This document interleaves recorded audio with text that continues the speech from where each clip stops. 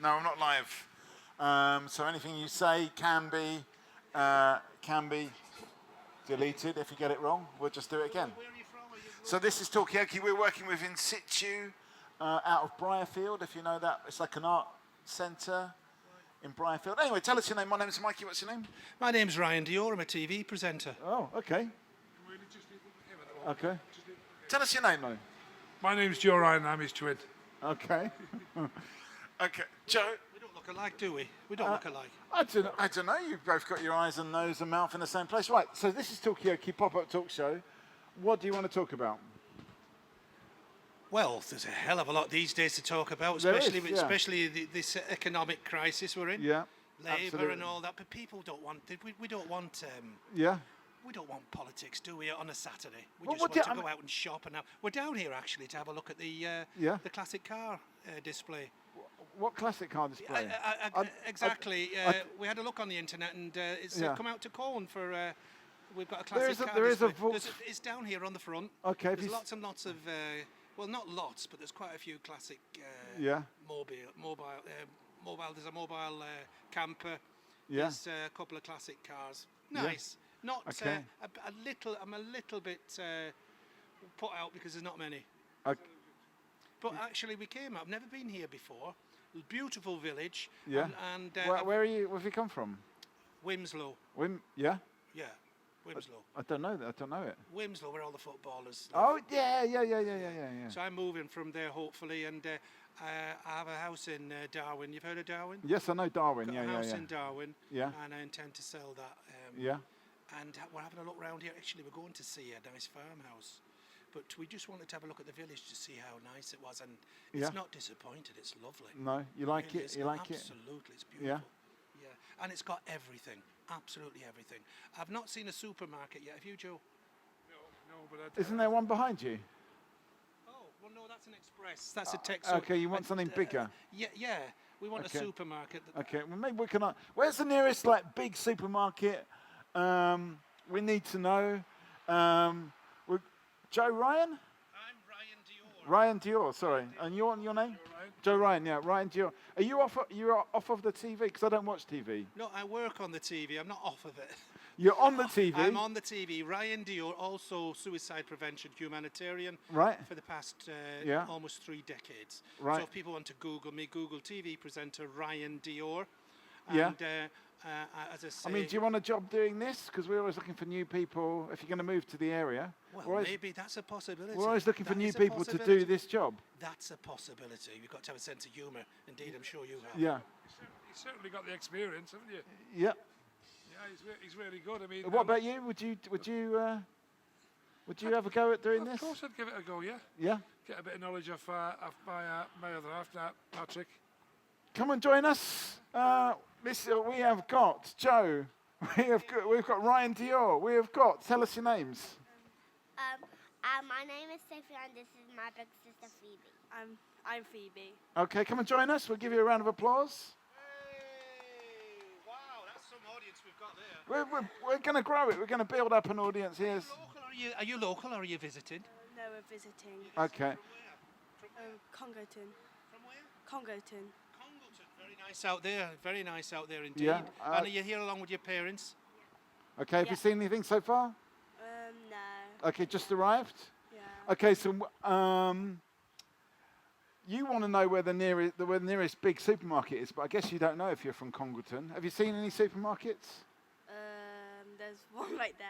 Yeah, there is I pointed that out as well. It's not a supermarket, that's an How express. how big a supermarket do you need? Well, an express the word express suggests that you can nip in and nip out, whereas a supermarket, you're Yeah. up and down the aisles, aren't you, looking for Yeah. bargains and Yeah. stuff. Okay. know? Have you got a particular kind of staple that you like to get from the supermarket?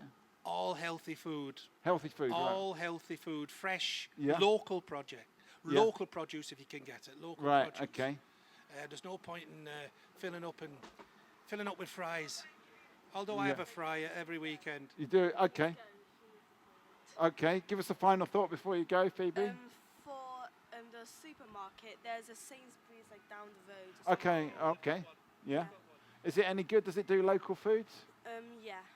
It does. Can I ask, what brings you to the area? What brings Mum and Dad to the area? Are they looking for a house, or they want to visit? Have you got family here? They just want to visit.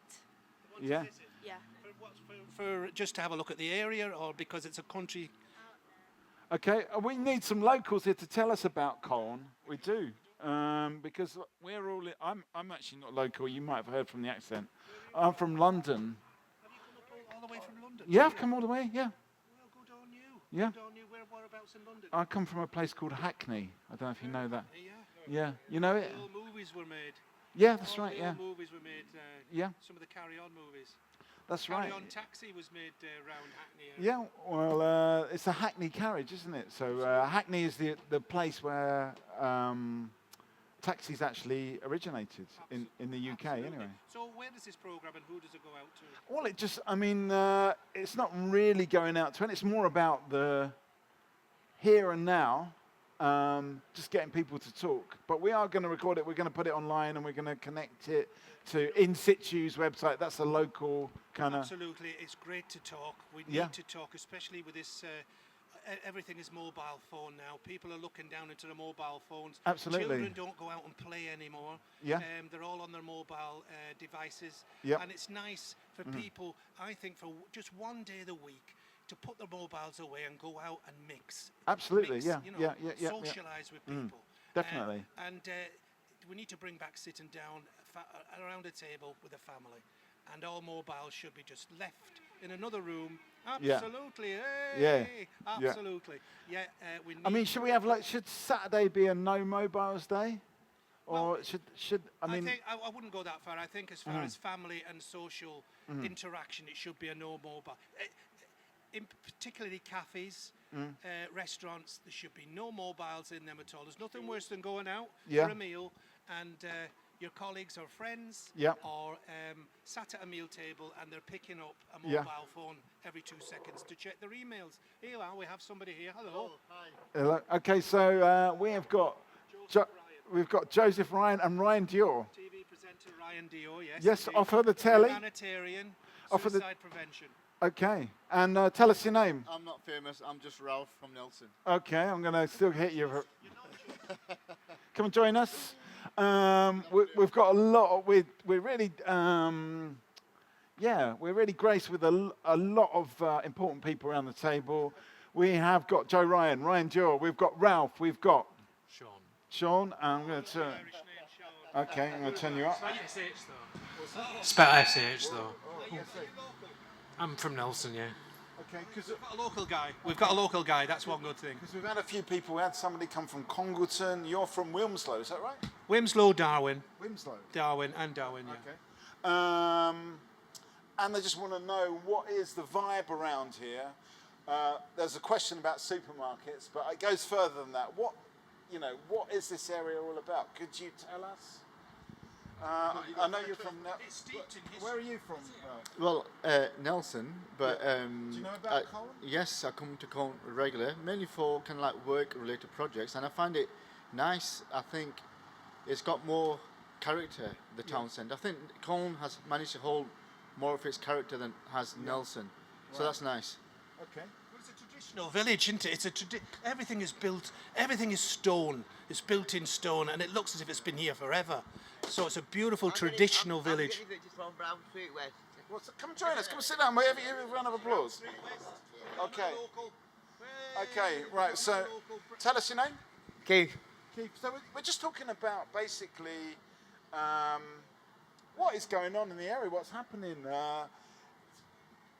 Does The classic car show just down here. you were a bit disappointed? Though, A little right? disappointed because on the website it said there's going to be quite a few, but there was some. On a Maybe positive, they're on a still on the positive way note, here. there was lots there, and it's nice. Not as many as I thought there would Yeah. be, but there's lots of interesting vehicles. And actually, I'm glad I came out now because I've never been here before, and it's a fantastic shopping centre, and it's all old. Yeah. Traditional built-in stone. You've got every shop Yeah. imaginable here, and it's fantastic. You Yeah. know, but I think this chap will be able to tell us more. Yeah. Sean. It's Colne. It's Was it? Because I obviously live in Nelson. Yeah. Was it? Nelson seems to have lost its character. it used to have a character. It was a mill town. It was like a mill town and everything what like do you that. mean by character? I don't know. It used to, well, the shopping centre, was it the shopping centre? We used to be. I can remember going down to the shopping centre. As it was called the Arndale Centre because it had a big area club and everything. And it were busy all the time. You know, you walked in and you had to wait at shops, but you didn't mind waiting in the shops because you were getting, you know, all the balcony. I don't know. You remember the? Yeah. Hang on a sec, Sean. Come and join us. This is Talkaoke Pop-Up Talk Show. Come and join us. So there's no contractual obligation. You can stay for as long or as short as you want. Anyway, we've got some new faces. Hang on a sec, Sean. I'm going to come back to you. Hang on, Ralph. I'm going to come back to you. Look, we lost this person now. But anyway, tell us your name. Adnan Mustafa. Adnan. Yeah, So we got Adnan Mustafa. What do you want? Adnan or Mustafa? What should I call you? Adnan. Adnan. Okay, Adnan. So we've got Joe Ryan. We have got Ryan Jewell. We've got what's again? Keith. Keith. We've got Ralph. We've got. Tell us your name. Ian. Ian. We've got Sean on Mikey. Yeah. Hang on a sec. I know you're going to go in the middle, but right now I'm in the middle. So, Keith, tell us about Colne. Well, it's been an old town, very old town. Yeah. I mean, is that good or bad? Because what people from Nelson are saying is they wish that Nelson had retained a bit more character. Yeah, they lost a lot, and they lost a lot. Yeah, You think there's actually a lot been lost in Colne? Yeah, a lot. Yeah. Like what? Buildings, old buildings. Yeah. Okay. Yeah. So, I mean, is it shops that are not open anymore? Yeah. Okay, so there's a lot of shops not open. I just want to bring in Adnan. Are you from Colne? Yeah. What do you think about Colne? Has it got more character than Nelson? Are you off again?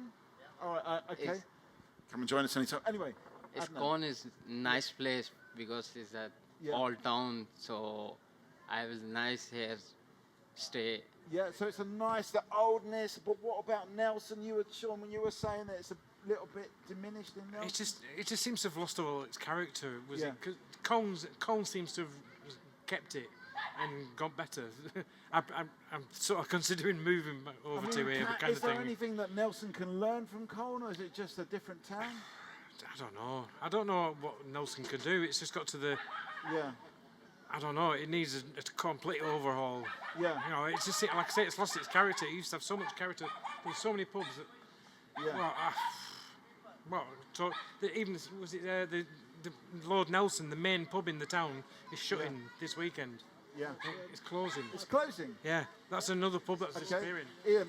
Well, I can remember going back, if you're walking from Colne to Nelson at the boundary, you had the Hourglass, tall buildings, the Borough, Prince of Wales, Lord Nelson, Clayton, Station, General Gordon, Trafalgar. Yeah, these are all the pubs. Now, after October, you'll have one. Right. What is That's that? it. And I'm trying to be careful on this because in this day and age, you've got to be very, very careful what you say, otherwise you end up in prison for saying the wrong thing. Okay. I would Do you say end up in prison for saying the wrong thing? in this day and age, yes, I believe Yeah. they call it lots of different names, but it's Yeah. our glorious Yeah. Comrade Stormer and his Politburo have decreed kind of thing. Yeah. But I would say it's a change in the population within Nelson. Yeah. And I've seen that because I grew up in Nelson, spent Yeah. most of my time in Nelson, and I've seen the population change. And it's often referred to as cultural displacement. Yeah. And I Come think join us. that's made a big impact on Nelson, which is sad. Okay, I'm going to ask no, we're in Colne, but we seem to be talking about Nelson. I mean, that's the way it goes, but I'm going to have to bring it over to you, Ralph, because you're from Nelson. What do you think? Cultural displacement? What's going on with all the pubs shutting? I mean, there's plenty of pubs shut in plenty of parts of the country where there's no Asian community. There's something about economics here as well. Yeah. And I think between Nelson and Colne, Yeah, Nelson was a big economy. yeah, And I think you can get lost in that kind of capitalism. Yeah. Whereas Colne has been a smaller economy and it's had something more genuine to it that's retained that identity. Yeah. But when you want to get bigger, you kind of lose what you're about. And I think that's what happened in Nelson. Okay, so if Nelson's certain people, actually a bit too big. but then as it's economies have contracted. changed Yeah. and towns like Nelson, up and down the country, Hang on a sec. Adnan, give me a final thought before you go, but let me just get Ralph to finish his thought. you can go down as far as even Cornwall and you'll find towns like Nelson that are just as dead. Okay. So it's big.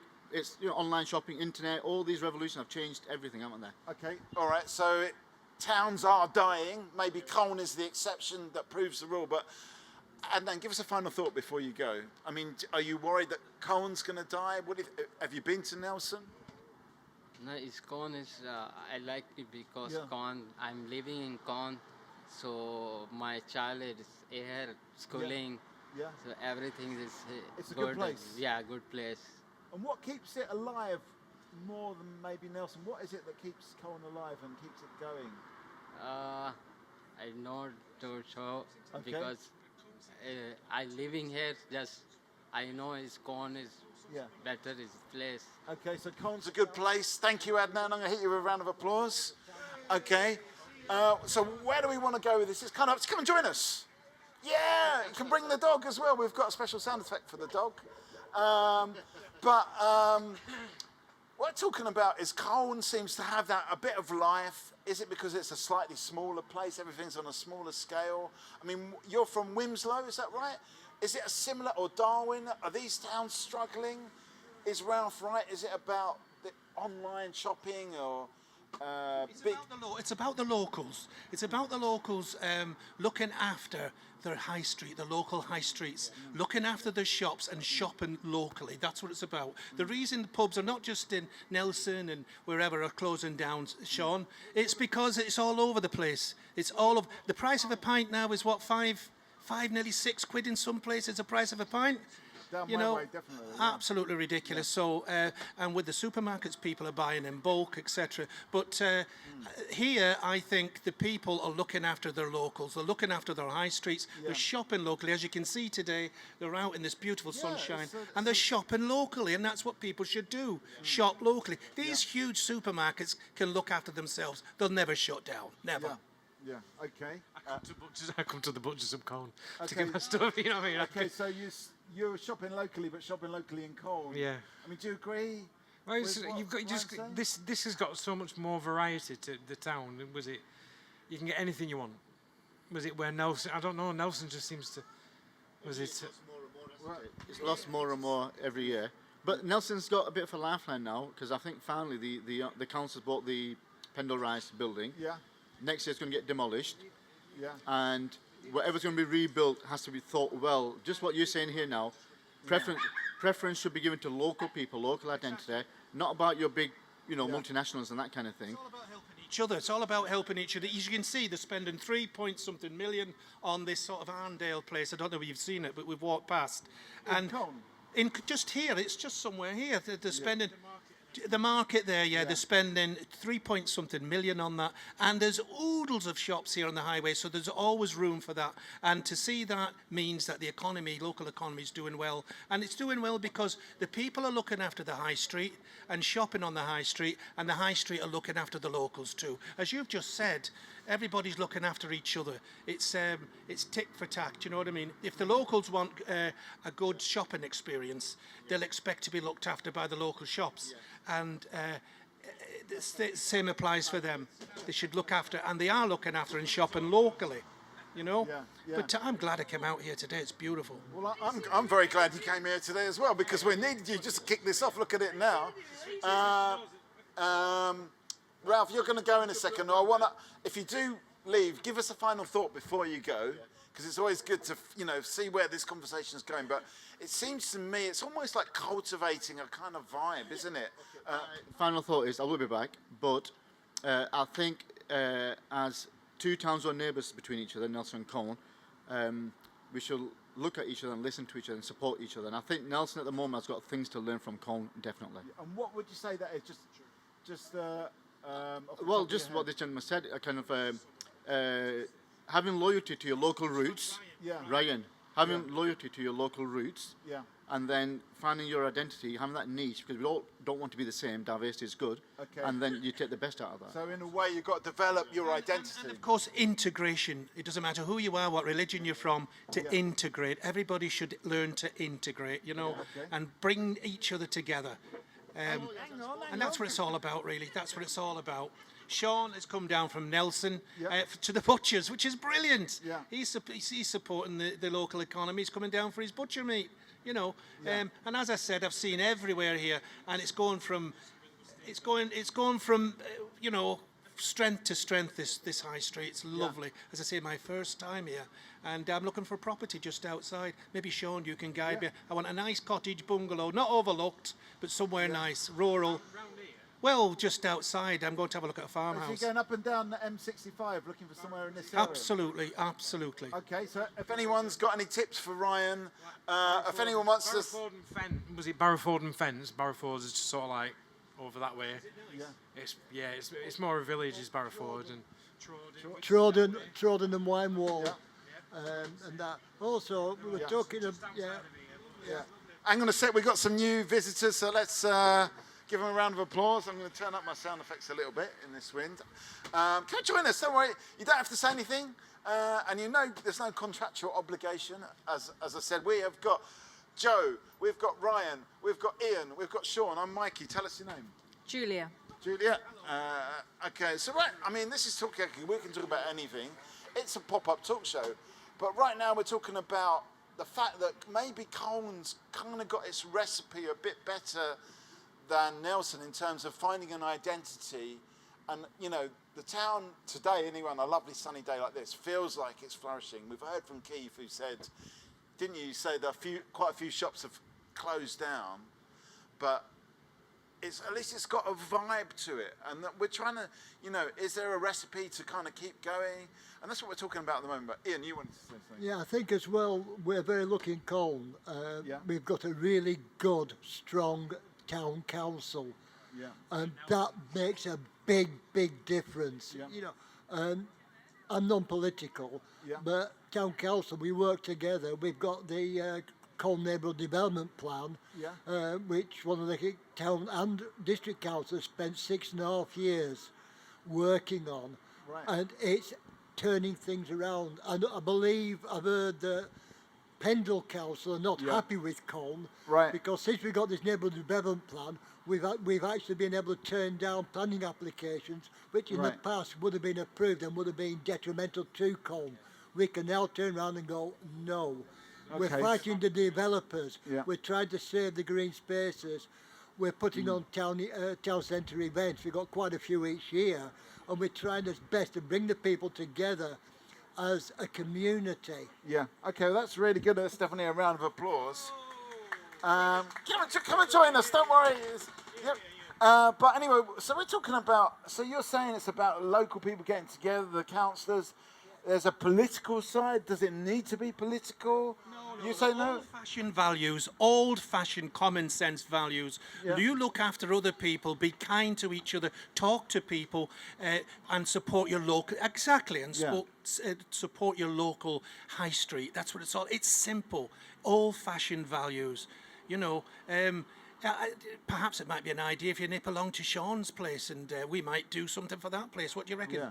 Yeah, To it's Nelson. Well, you know what? This Talkaoke table actually lives in Nelson, so it is more commonly in Nelson, and maybe we need more ideas there. But obviously, we're recording this, so maybe we can play it back to the Nelson people. Sean, do you think Nelson could learn from Colne? Is it just a different place? This, like I said, the comparisons between the Colne Town Council and Nelson Town Council is Yeah.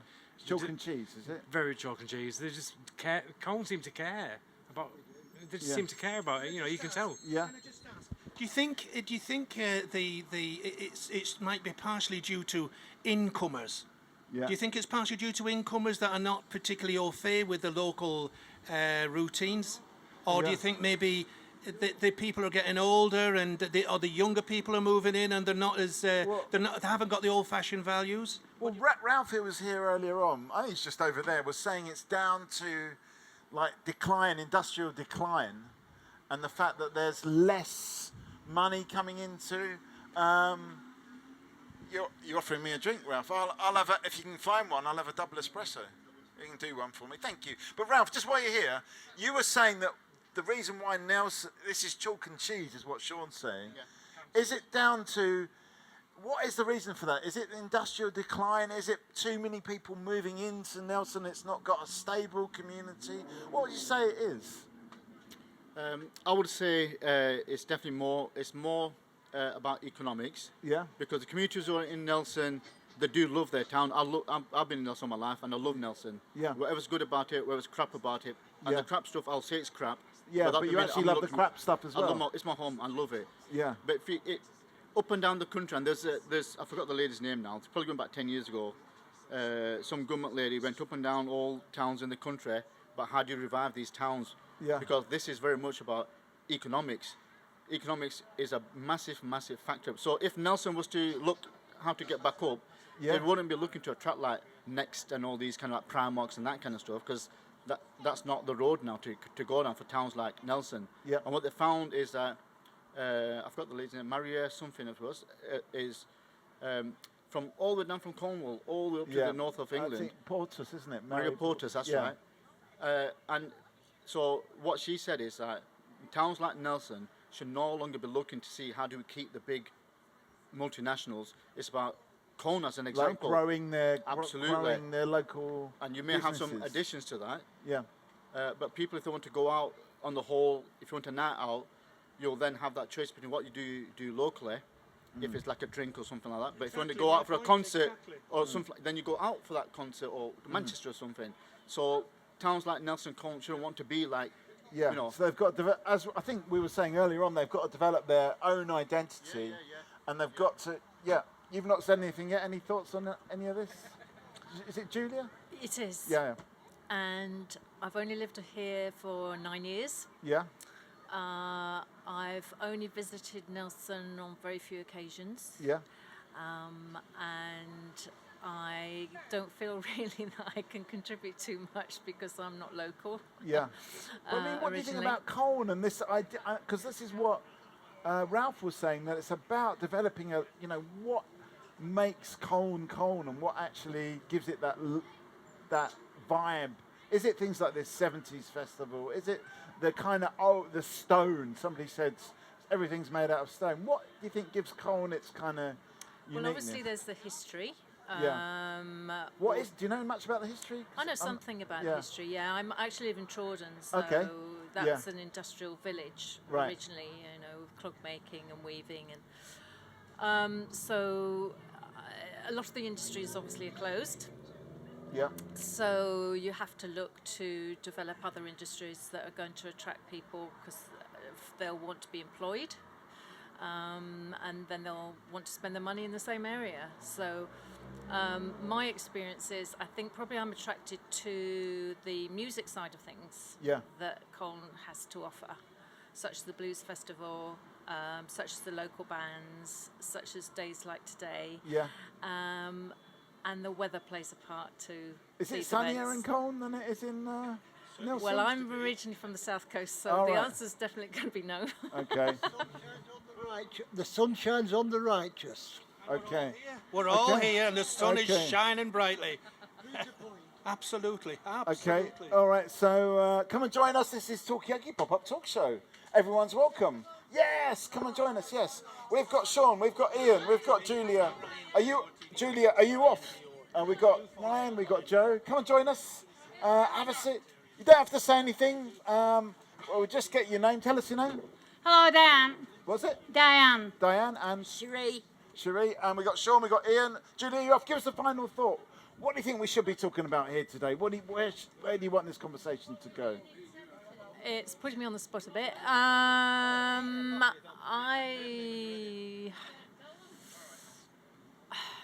think I really don't know what to say because I don't feel that I have an awful lot to contribute to, if I'm honest. Okay, well, I can say what. As far as today's concerned, your final thought on your experience of being in Colne today.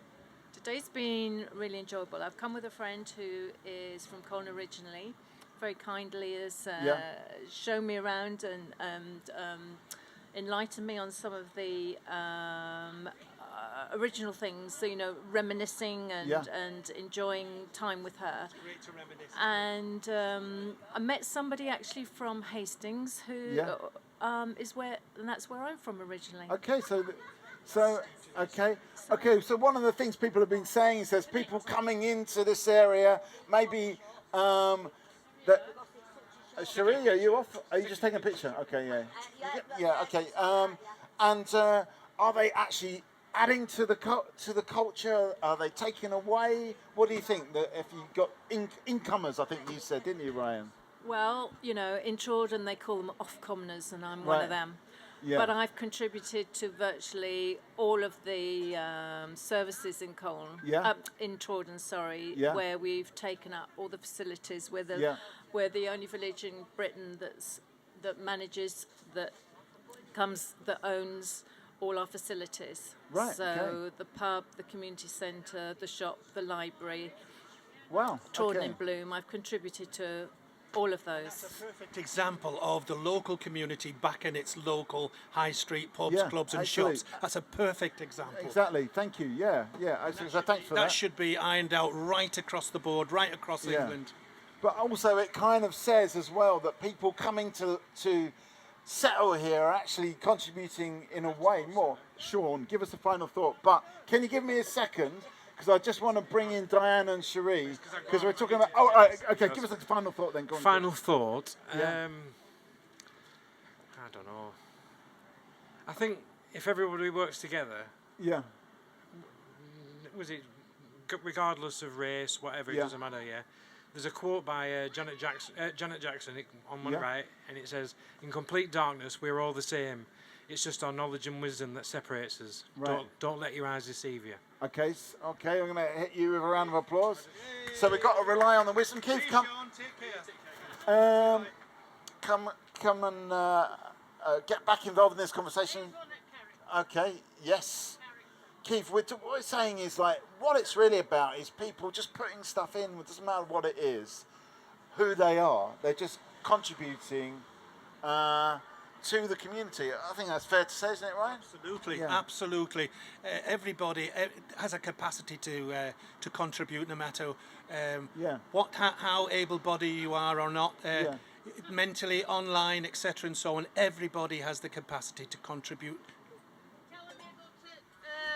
Took Paul B's knees and you get a free dinner on Tuesday. Oh, really? Yeah. Okay, well, that's excellent. If you get a drink, you get Yeah, come and join us. This is Talkaoke. Yes, Ian, you've got a point. Something as well that we haven't really gone into depth on. It's with Colne. It's the energy of Colne that's different. Yeah. And also, if you look, like, it's actually quite interesting because today's a 70s day in Colne. Yeah. And though I'm an off-comer myself, I've only been here 29 years. Right. So I'm still classed as an outsider. Well, you've been here 29 years, but you're still an outsider. Yeah. But I used to come a lot.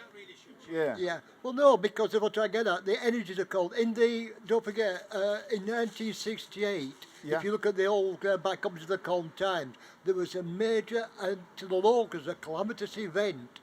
Yeah. And the main headlines on the front page of the Colne Times in 1968 was "Invasion of the Hippies." Right. And people think, and I'm not joking, it caused an outcry.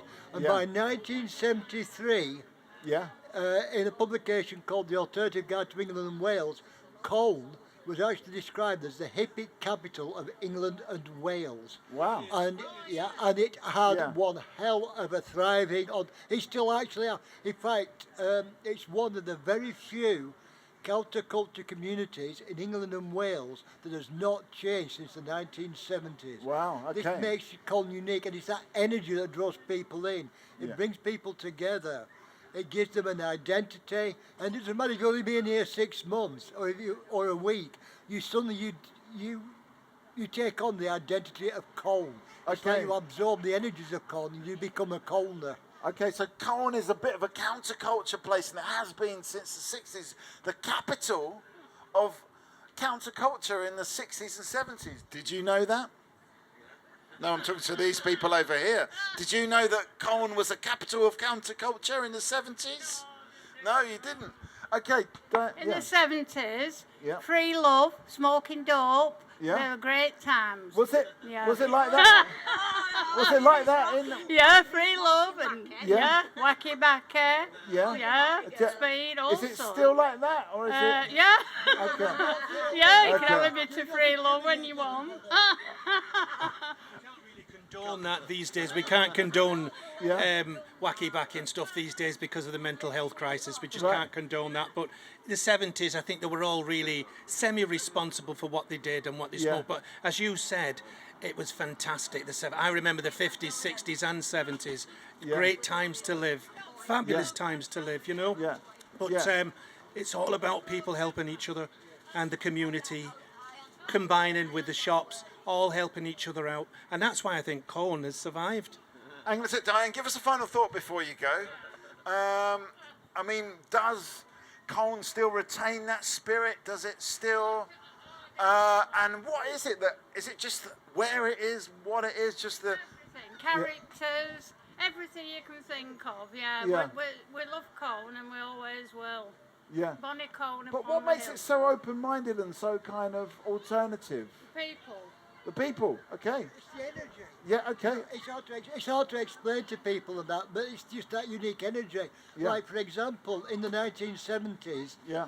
when they were planning the motorway, people often wonder why the motorway stops at Colne. The simple reason is that unlike other places like Nelson out, where the people said, oh, we can't stop them, we have to give in and surrender, Colne just went, up yours. We are not going to back down. We are not going to Okay, so they were surrender. going to make the motorway go all the Go way all through. the way Colne. through. In fact, it was going to go through the South Valley, which was the alternative sort Yeah. of real sort of heartland.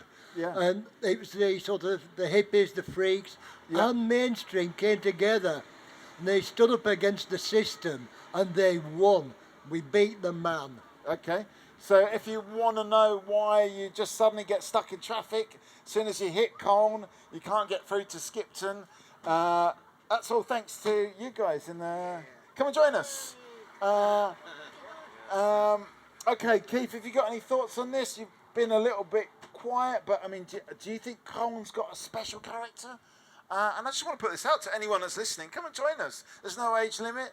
Anyone can join us. This is Talkaoke Pop-Up Talk Show. We've got Ryan, we've got Keith, we've got Ian, we've got me, Mikey, and we're talking about Colne's special character. Come and join us, yes. Yeah. There's a lot of traffic coming to this town. A lot of traffic. Yeah. A hell of a lot of traffic. Yeah. Is a it, lot. Is it Yeah. good? Is it bad? It means a lot of business, doesn't it? Yeah, it's well, it's supposed to. Okay, yeah. so traffic means Yeah. There you a go. bit of cash. Yeah. Okay. But why do people always pay by cash cards, but they don't pay cash? Okay, so you think that people should be using cash, not cards. We've got a new face. Tell us your name. It's Bob. Bob? Oh, yeah, that's up a bit loud, that one. Bob, we have got Ryan, we have got Keith, we've got Ian, I'm Mikey. We're talking about Colne. Has it got a special character? We've heard that in the late 60s? In the 70s? This place was a capital of counterculture. And that's the reason why the motorway stops at Colne, because that community got together and said, no, we don't want a motorway going through our town.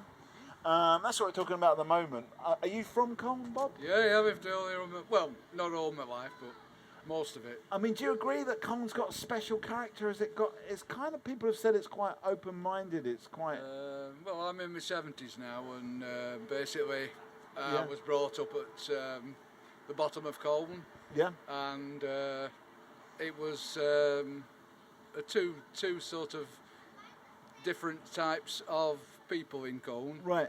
You had the people who lived on the south side, and then you had the people who lived on the north side. Yeah. Did they get on?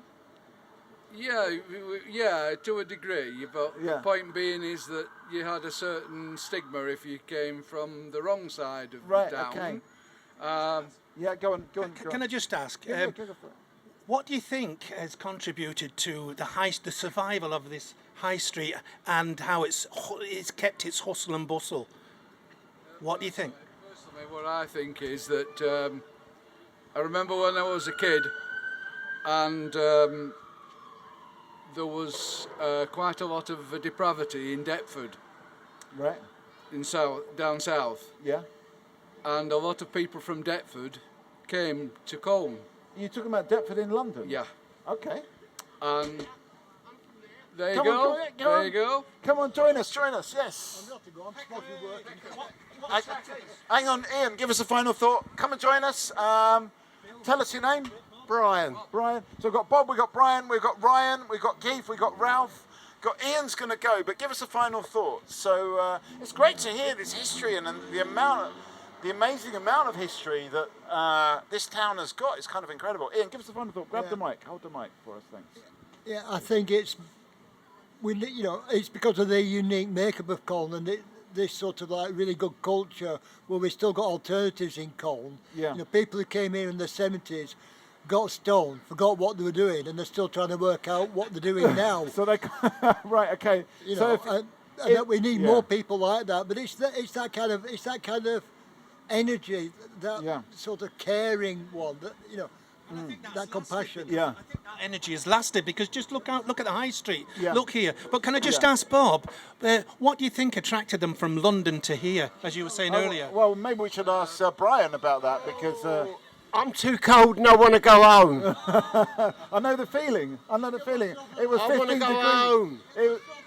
It was 50. No, I'm from Peckham. Come down there, say that. Yeah. You're what do you think of the place now? You're enjoying it today. It's a beautiful place. I liked it when I come up, but when the cold got into me bones. Yeah.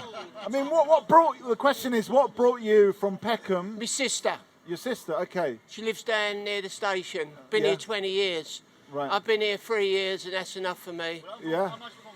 Okay. Oh, Walthamstow, I've been there. Yeah. Bob, you were saying that it's attracted a lot of people from down south. Yeah. What I would say is that that was the first time in my lifetime was that there was somebody who came from out of town into Colne. And what did they bring? Anything? Did they bring different perspectives? Well, of course, I think what they brought in was their own kind of culture and things, which we hadn't experienced. Because basically, we all was, well, in my generation, we didn't experiment with food. We didn't experiment with different thoughts. We was all Culinary delights up. Some culinary delights up from. I wouldn't say jelly Daniels and all that sort of thing, but what I'm saying is that you notice that there was other types of catering places opening up, and I think that was. Can I just say, no disrespect for people in Colne, they're lovely people, and I've achieved a lot here. Yeah. I've got my diagnosis of autism here. So, because I'm autistic, and I didn't realise. I thought I was just depressed, anxious. So how did that? Was it people in Colne that sort of like encouraged that to happen? Yeah. And my sister's been a great help to me. Yeah. And a lot of the people, I've made loads and loads of friends. I'm leaving my phone number when I eventually go. Yeah. People want me to take them round Camden Town when I get back. Yeah. And all over the big markets, Walthamstow, Big Market, Long Market. Yeah. And anyway, I'm going to go, but thank you, and no disrespect to the local. Hang on, you find that there's a stronger sense of community in the north than in London? Peckham is more. Peckham is fantastic. Why has Peckham got such a tight... Oh, it's very close-knit community, and we look after one another. Yeah. Very close-knit, yeah. Okay, so is there anything that Peckham could sort of... Because we're talking about people coming from other places, contributing things to the culture. What can Peckham... What is the perspective of Peckham that maybe we could share here that would actually... Is there anything we can borrow from Peckham? Yeah. Is there anything Colne can borrow? Have you watched Fools and Horses? Contrary to belief, things don't fall off the back of the lorry, and that's how we live. We don't. Yeah. And but I think we're the same. I think we're the same working class kind of good people. That's what I think. So by and large, it's pretty much the same. Would you say between Peckham? It's just a bit warmer, maybe down there. Oh, don't get me going on the weather. It's one of my no-go areas, I'm afraid. Okay. All right. Okay. So I'm going to so we won't talk about the weather. Thank you, Brian. Okay. So where do we want to go with this conversation? It's kind of up to you. We're learning more and more about Colne. It's really nice. Do you want to join us? Have you got anything? Are you from Colne? Come and tell us what you think about Colne. Yeah, we need to know because in a way we've got Keith. Come and join. Are you from Colne? Are you local? Are you two from Colne? From where? Come and tell us about it. Anyway, but we've got Bob that's from Colne, we've got Keith that's from Colne, so we've got some people around the table that are from Colne, but it's interesting to sort of hear the history, and I guess it's the same with any town. There's so much has happened in a town. There's been so many different waves, and would you say that Colne is on the up? Is it going down a bit of both? I always used to think that the outside people from, maybe the south, when they came to Colne, they kind of said Colne was different to the rest of the East Lancs. Yeah. There was a certain difference to it. Yeah. It's as if it's survived. It's one of the survivors, Yeah. this town. It's lovely. As I said, it's bustling. It looks as if it's one of the survivors. Have you any idea what is the secret? The secret is that you've got to accept other people's opinions, and you've got to accept other people's cultures. Yeah. And you haven't to be kind of dismissive of anybody's culture, creed, or anything like that. What you should do, which in the north of England we didn't do. We was very, very much sort of tunnel vision, and I think that this is the way forward for all. Yeah. And I think that when you get to a stage where perhaps this guy here, he may have been born in Britain for all I know. So you will have a different perspective to people who maybe were born abroad. Go on. My early friends, so I was born in London. I was swimming about 10 when we came up to the north because my father came to work in the mills. So I kind of I'm off that generation where you've grown up with a bit more racism than my kids will grow up now, because people have learnt to accept each other. And that's a better term to use than tolerate, put up with each other, because that means I can't do with you, but I'll put up with you kind of thing. No, actually accept you for what you are, Mike. And one of my first friends, because when I went to college, that was like 1990, and there was a site just on the side of the town hall, Linden Road site. And one of my early friends was an Irish guy who lived in Colne, because he had similar experiences. It wasn't about race. He couldn't be accepted fully because he was Irish. Right. And at that time, with all the things going on, the IRA and mainland stuff, politics going on. Well, years ago, it was no blacks, no dogs, no Irish. Yeah. That was years ago. So, and I've forgotten his name now, but we clicked it because he saw. So I went into a lesson, and the teacher behaved in a certain way, and I kind of got where he was coming from, but I was a bit passive. I was a different guy now, and he clicked on. So he goes, Ralph, that was fucking bang out of order.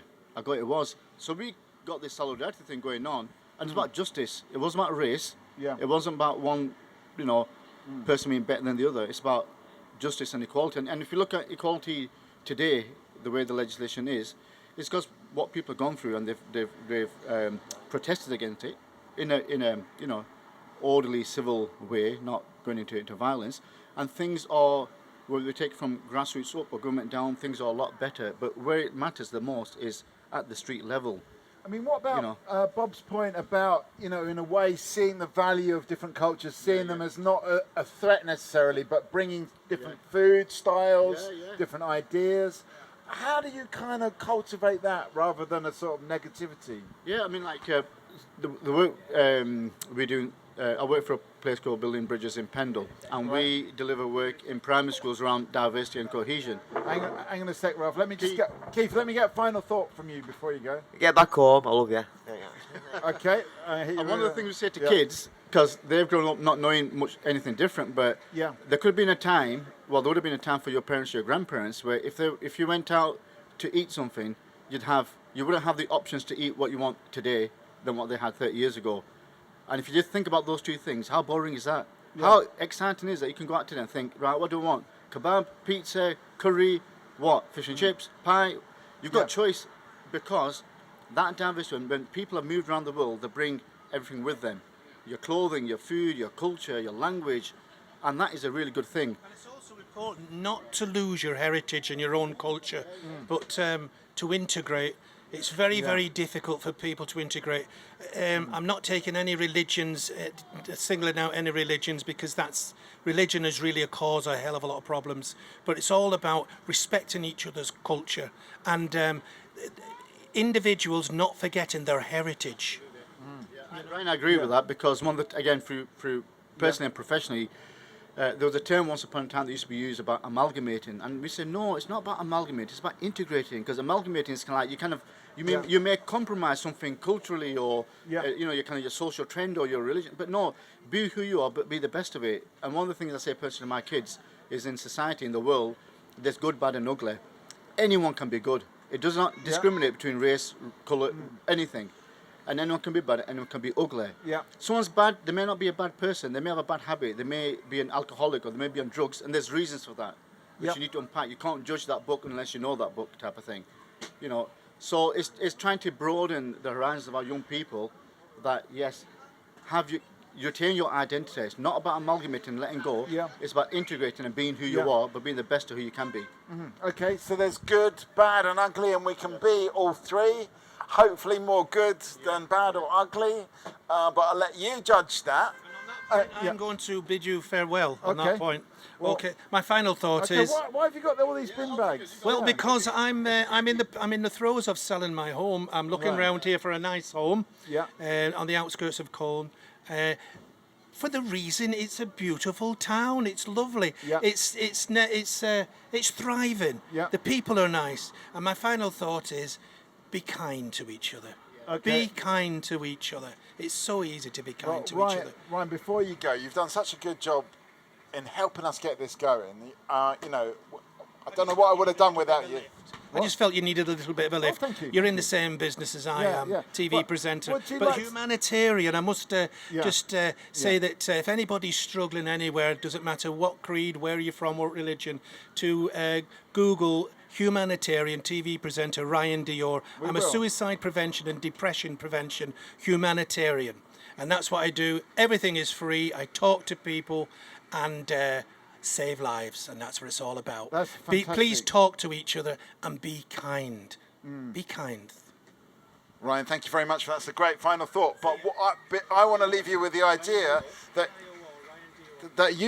maybe you'd like to have a go either today or another time, because we do this in a more easy environment, like in the studio back in Briarfield, which is just down the M65.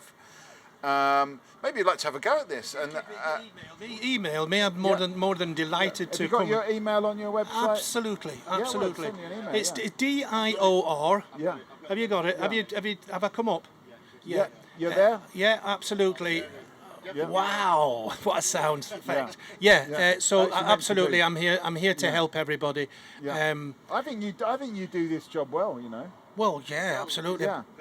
Yeah, I think so. Yeah. And just again, roots about the things that motivate people to do stuff. Locally, we have an initiative called Walk and Talk, and the guy set that up was on the back of him losing a colleague to suicide, because guys just don't talk to each other. It's like 15 years ago. Yeah. So he set up Walk and Talk, and we're a massive part of Walk and Talk. A great thing. So this area, Colne and even Nelson, has lots of things that happen for the community that have come from people within the community that are responding to real issues like suicide, for example, like mental health. So totally at one with what is the chances for people to do what they do, whether it's professional or personally or what. I mean, I think we've all been in that situation where someone near to us has ended their life, and you always feel you could do a bit more, that you could have said something. So I think you're absolutely right. Talking is so important, and we undervalue it. It's very important. We'll come to you in a second, Bob. It's very, very important that we have a good listener, not interrupt when somebody wants to talk about something serious issue. Absolutely. Not interrupt. Be a good listener, and that's what I hope I am. I'm told I'm a good listener, and I wait till the end, and I just talk to people, and I don't know where my words come from, but my words saves lives. Yeah. You know, I think Bob, you need to come in here, do you? Yeah, I do really, because basically, I don't know where you've been watching Facebook at all, and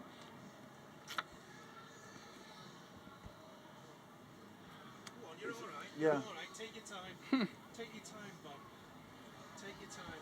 You don't need to talk about it. You don't. Yeah. Want to. I mean, we can No, come back to you later. I think it's Yeah. it's a case of Go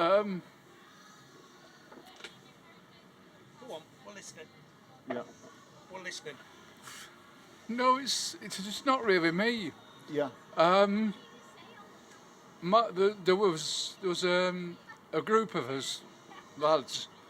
Yeah. We had a great time. Yeah. In the 60s. Yeah. We went to the nightclubs.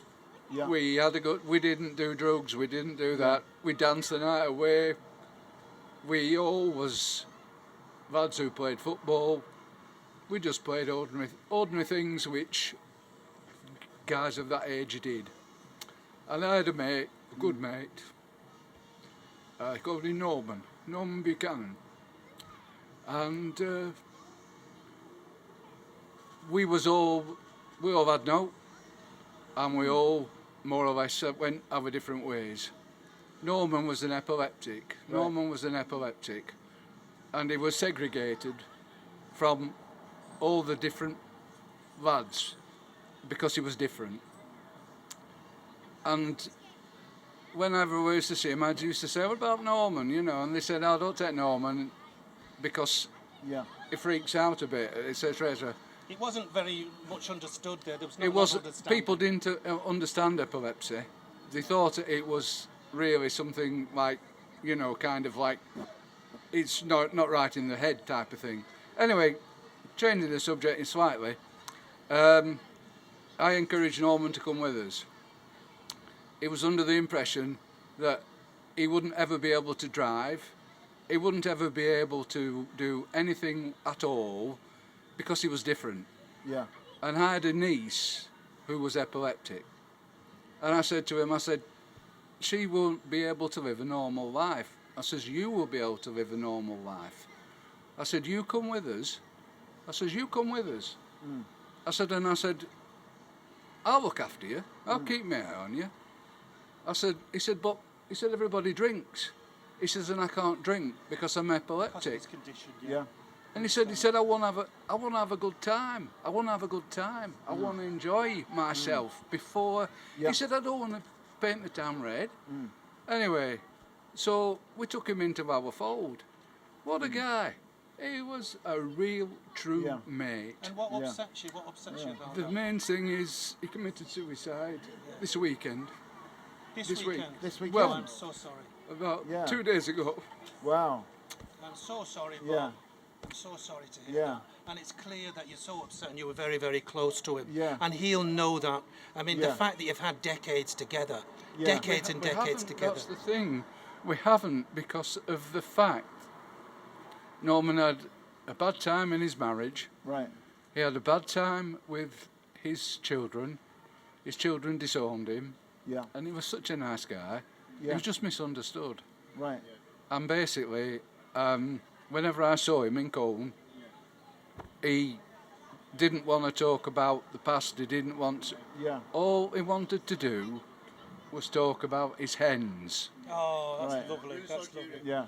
His Yeah. hens. Yeah. And he said that was what kept him going. Right. And he also did a bit of mountain bike riding, etc., etc. The last time I saw him, he was so happy.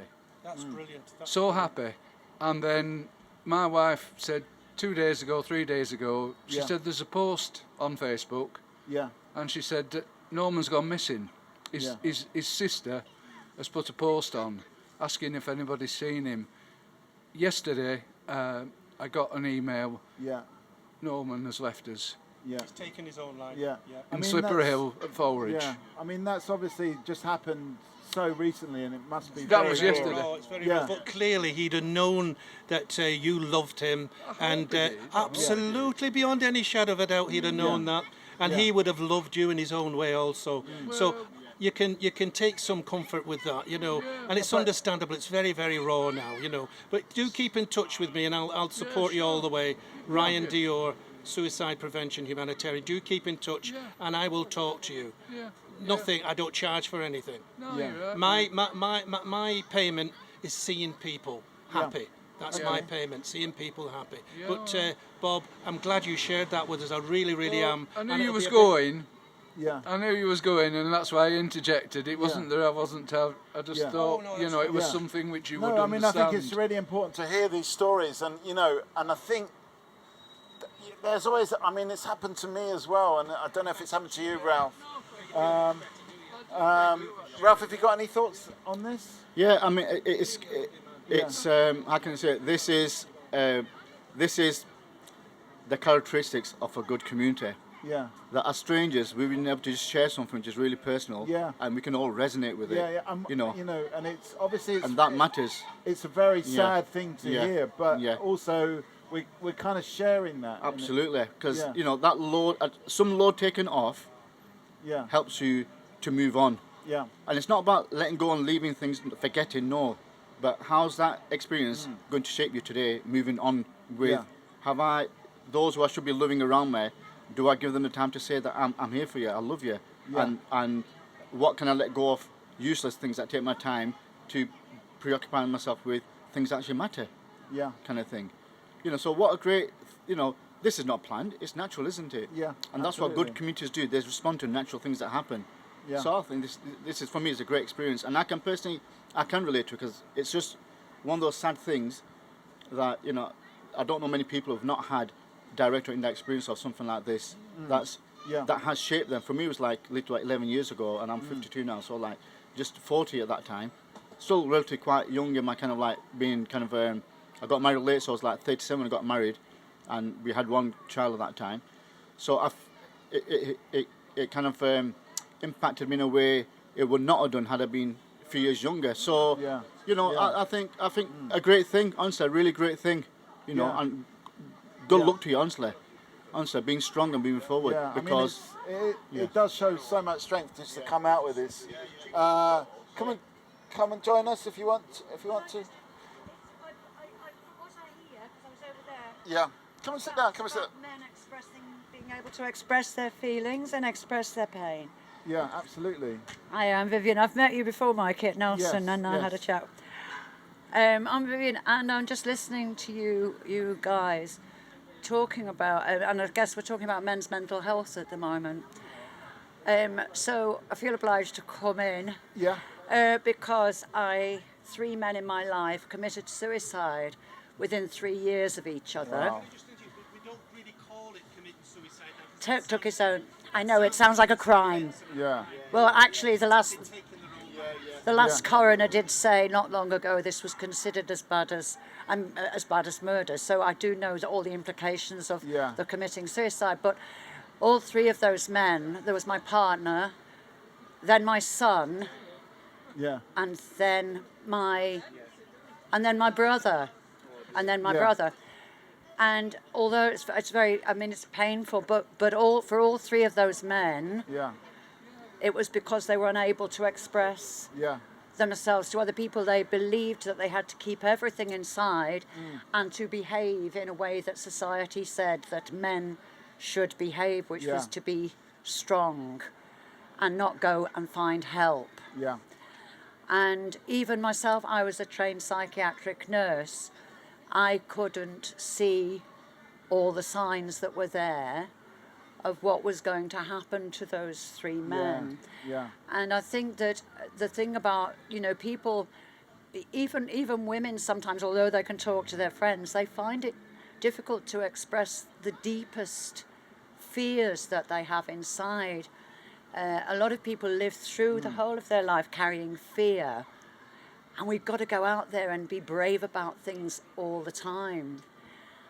And more, I think it's becoming difficult because mental health services in their own right are very stretched. And thank you for putting me right about the terminology that I used. Yeah. Because I do understand the implications of that and what that actually means. Yeah. Can I just say that a member of our public has just I think that's given incredible. Bob a total stranger giving Bob some quality street after hearing his. I mean, I think that isn't that beautiful? Isn't that lovely? that That shows says- community. What absolutely. you've just been saying, that shows the community and how we're leaning towards being sympathetic and helpful to other people. And I thought that what a lovely touch, Bob. A lovely, I do a think complete that's stranger. beautiful. Absolutely beautiful. And we talked about the good, the bad, and the ugly, but that is absolutely beautiful. Thank you for that. But I think, you know, what's interesting here is we've got such a strong community, but we've got men that feel like they can't open up and talk and actually say what they're feeling, so that it's clear from just the people around the table that there is an environment for them to be able to do that, but still they feel like they can't actually come and talk and say they've got to be always strong and everything's good, everything's fine. I mean, there are, and this is an example of that kind of that community-government relationship, because, you know, it's always been known, as far as I know, going back maybe even 30 years ago when I was at university studying things around health and mental health and white men in this country. It's more than white, just men now, but being the biggest category, and you're talking from, I think it was 20 to 35, in the thousands every year who take their own life. Yeah. And that terminology, I think, normally I say commit, but you're right, absolutely it's not. Yeah. So, but now it's a bit more than white men, but it's still men more compared to ladies. And you've got lots of more grassroots movements, like the one I mentioned, Walk and Talk. That's Madge, local guy, and we got to know him. You know, happened like, you know, if my friend had spoken to me. What led him to actually start? So this he initiative? recognised that we used to go for walks in the canal. Yeah. Sometimes they've had a bit of a drink and that as well, but not getting drunkly and disorderly kind of thing. And he said he never spoke about the issue. And when we learned what some of the challenges were, there were not things that could not have been sorted out. Yeah. But the things he never spoke.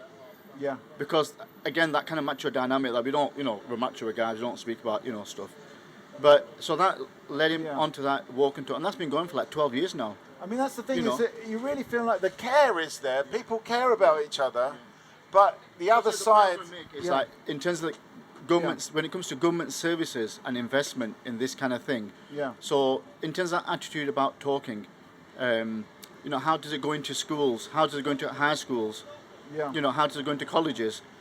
So it's like there needs to be shared responsibility towards the issue. This is one issue, and there's many others, I know, but there needs to be shared responsibility, and the state has a massive responsibility. So if you look at the umbrella of what goes on underneath health and how much the government feels that they can afford to do or they can take on, and then others have got to take on the responsibility, like this gentleman, you know, he don't do it for business. He does it for that personal satisfaction. Yeah. You know, and But I it mean, shouldn't. that's like one human being. Exactly. It's different from a whole institution taking So then it's a responsibility. case of how does the institution have some kind of investment? There's more Ryans. I just want to. We've got a couple of people sitting on the bench looking half interested. Come and join us.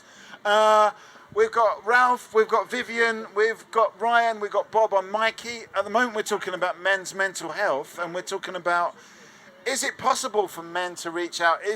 Is there enough of a? I mean, there's definitely enough care. We've found that, but what is stopping really people, especially men, talking about their problems and actually reaching out? Stigma, a lot of it. Yeah. Absolutely stigma, and also there's many opportunists that's popped up, and they're charging 60, and I see you're agreeing with me, they're charging 60 and 120 pounds for a 20-minute session to talk about. Now these people, they should be wiped off the map, you know. I don't charge anything. Nearly 30 years I've been literally saving lives. One-man band. I've never received a penny in any shape or form off anybody. How do you sustain that? How do you actually keep, you know, look after yourself, actually make sure that you can actually, you know, make a living? Well, after 20 odd years, nearly 30 years, I learn from what I've been told, and I see all the pitfalls, etc. And it's not just men. It's not just men and macho. It's married people. It's women. It's ladies. It's females. It's young boys, young girls. It's high-powered businessmen that come to me. Sexuality is a problem, especially with other communities, Asian communities, Irish communities, where they're very religious and it's banned. and they come to me and think, well, I'm going to take my own life because they'll really chop my hand off, or in Ireland they'll ban run us out of Ireland, etc., and so on. And I talk to these people, and I'm really, really pleased to say that had I not been here, I should imagine they would have taken their own lives. And it's all about talking and listening, and being kind. Be kind to each other. It's so simple. When we totally believe in the philosophy, so Building Bridges, what I work for, and our aim is about different communities understanding each other, knowing each other, accepting each other. And we've got an initiative called Talking Society, and this is a key part of that Talking Society initiative as a practical tool that can go out anywhere, in supermarkets, in schools, and we take it everywhere. And it's people understanding there's different ways you can talk and be open, that if you're going to move forward in any way, in any society, in any part of the world, it has to start by talking. Even if you're resolving conflict, whatever it is, you have to be having the words and the conversation, and then yes, after that, actions speak louder than words, but the words have got to be words there. Come first, yeah. Absolutely. Vivian? Really such a lot that I agree with here, and it's really interesting what you said about the monetisation of helping people, how people are making money out of it.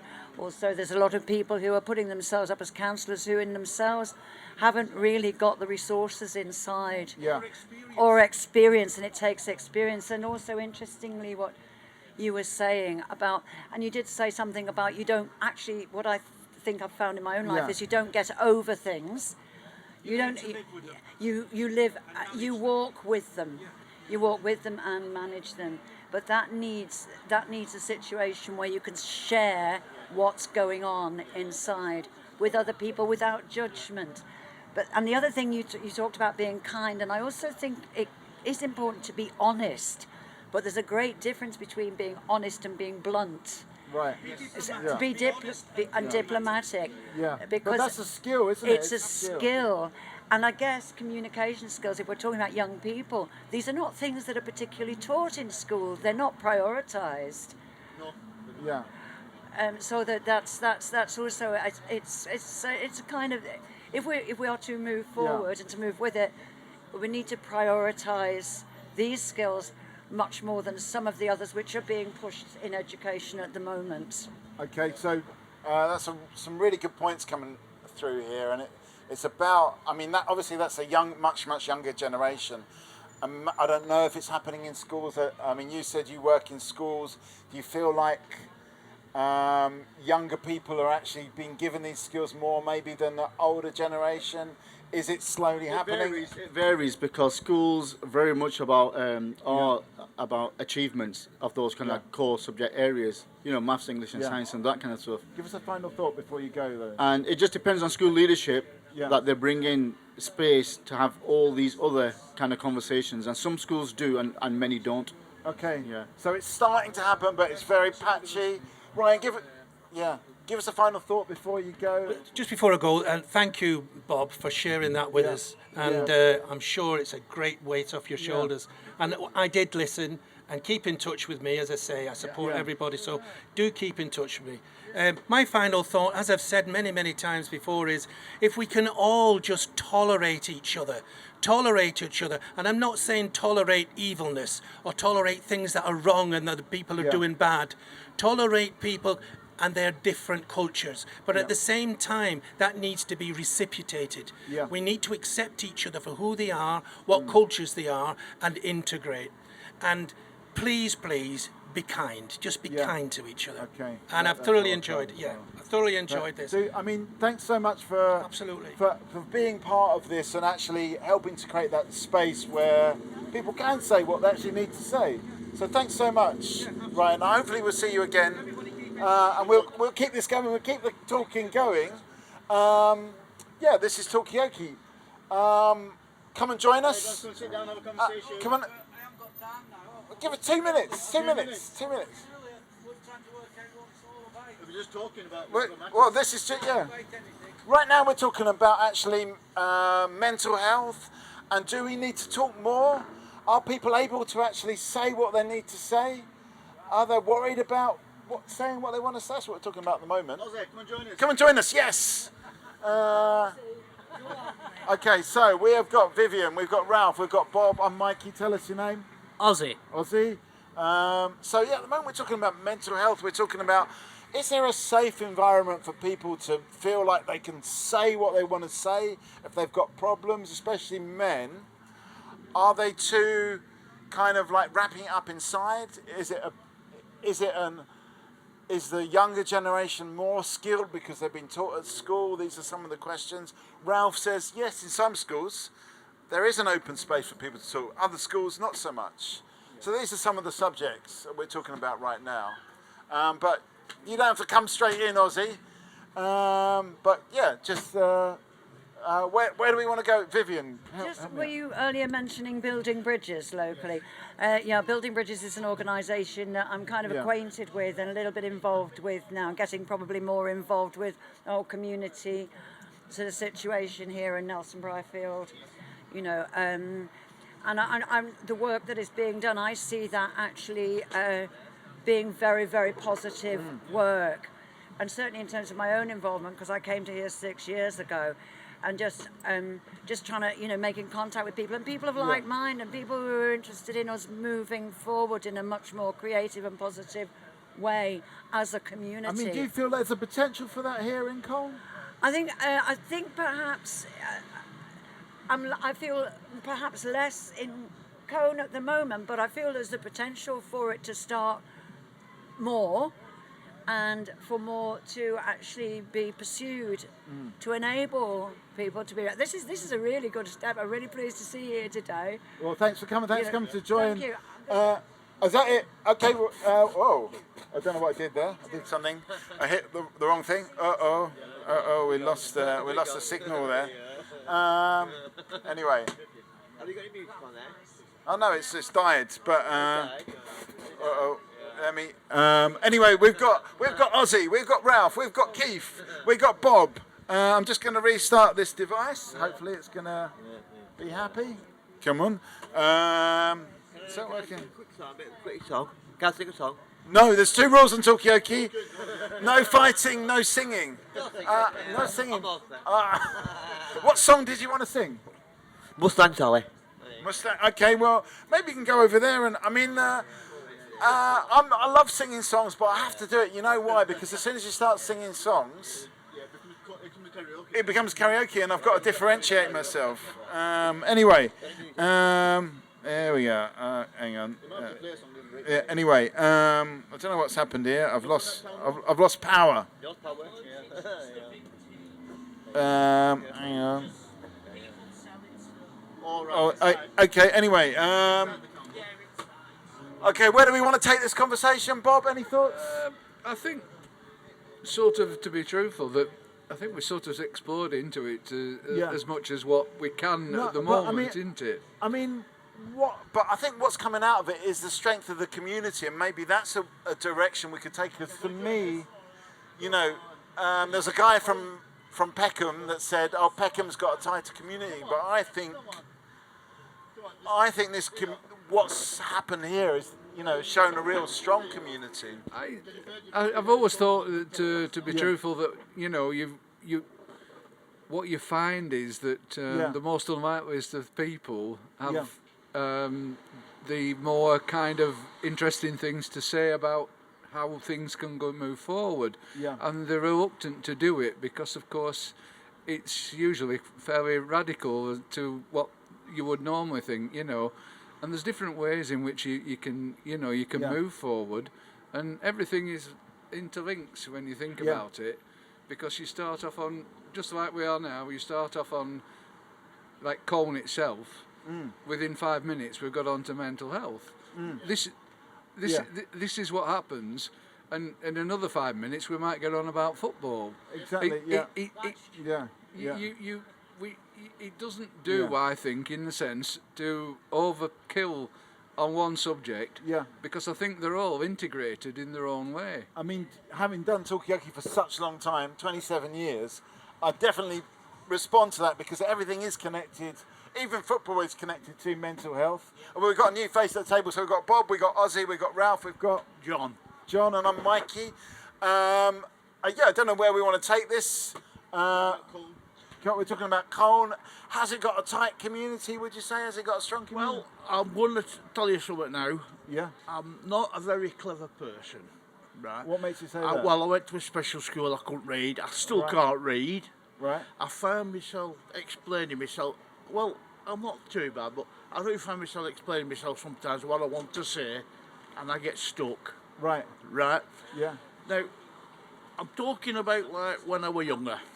Yeah. I was brought up in a big family. Yeah. My mother died when I was 13. I hardly went to school because my father was a miner. Right. He had a lot of responsibility, and I used to have a lot of time off. Yeah.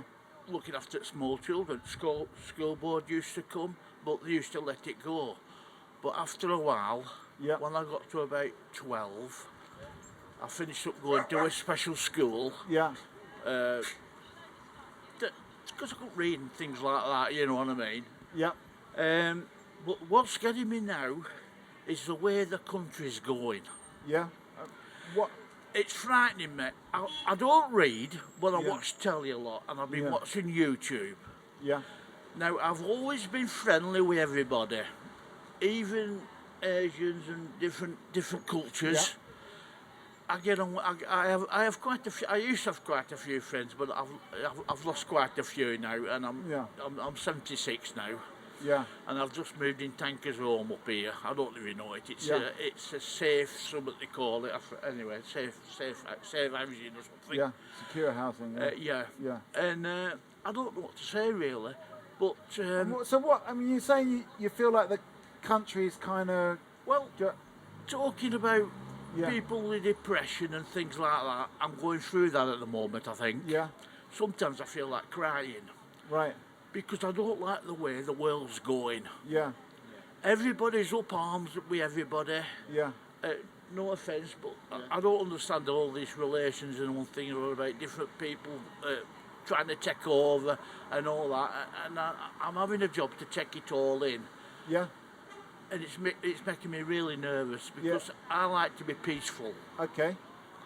And am I making sense? Absolutely, and I think I think it's really important to say these kind of things as well, and yeah, absolutely, it totally makes sense. I mean, I don't know what the answer is, but well, there's no answer. Yeah. I lost it a little bit there. I'm getting really lonely, but I'm coping. I'm one of them who just get on with it. You know what I mean? I've just lost two of my brothers and a sister, and that's the oldest. I've had pretty good health, to be honest with you. I've never smoked. Yeah. I drink a little bit, but not. Well, no, I wouldn't say I'm a drinker really. I don't go that much. I did when I was younger, of course.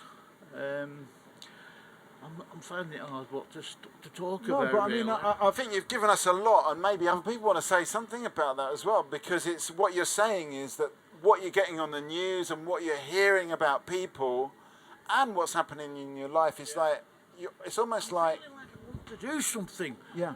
But I can't, I don't know to, I don't think I'm ready. Yeah. It all starts back from when I can't read and all that. I've got something about that, and I keep thinking I'm backwards and all that. I'm back. I mean, and, do you think that... But you have to get on. I've always worked. I've always had a job. I've even been a miner for 9 years. Yeah. But it was a private pit. It's a private pit like all the top of Clividge, I don't know, top of Clividge, Causeway, and it's always been labouring jobs. Yeah. You know what I mean? Yeah.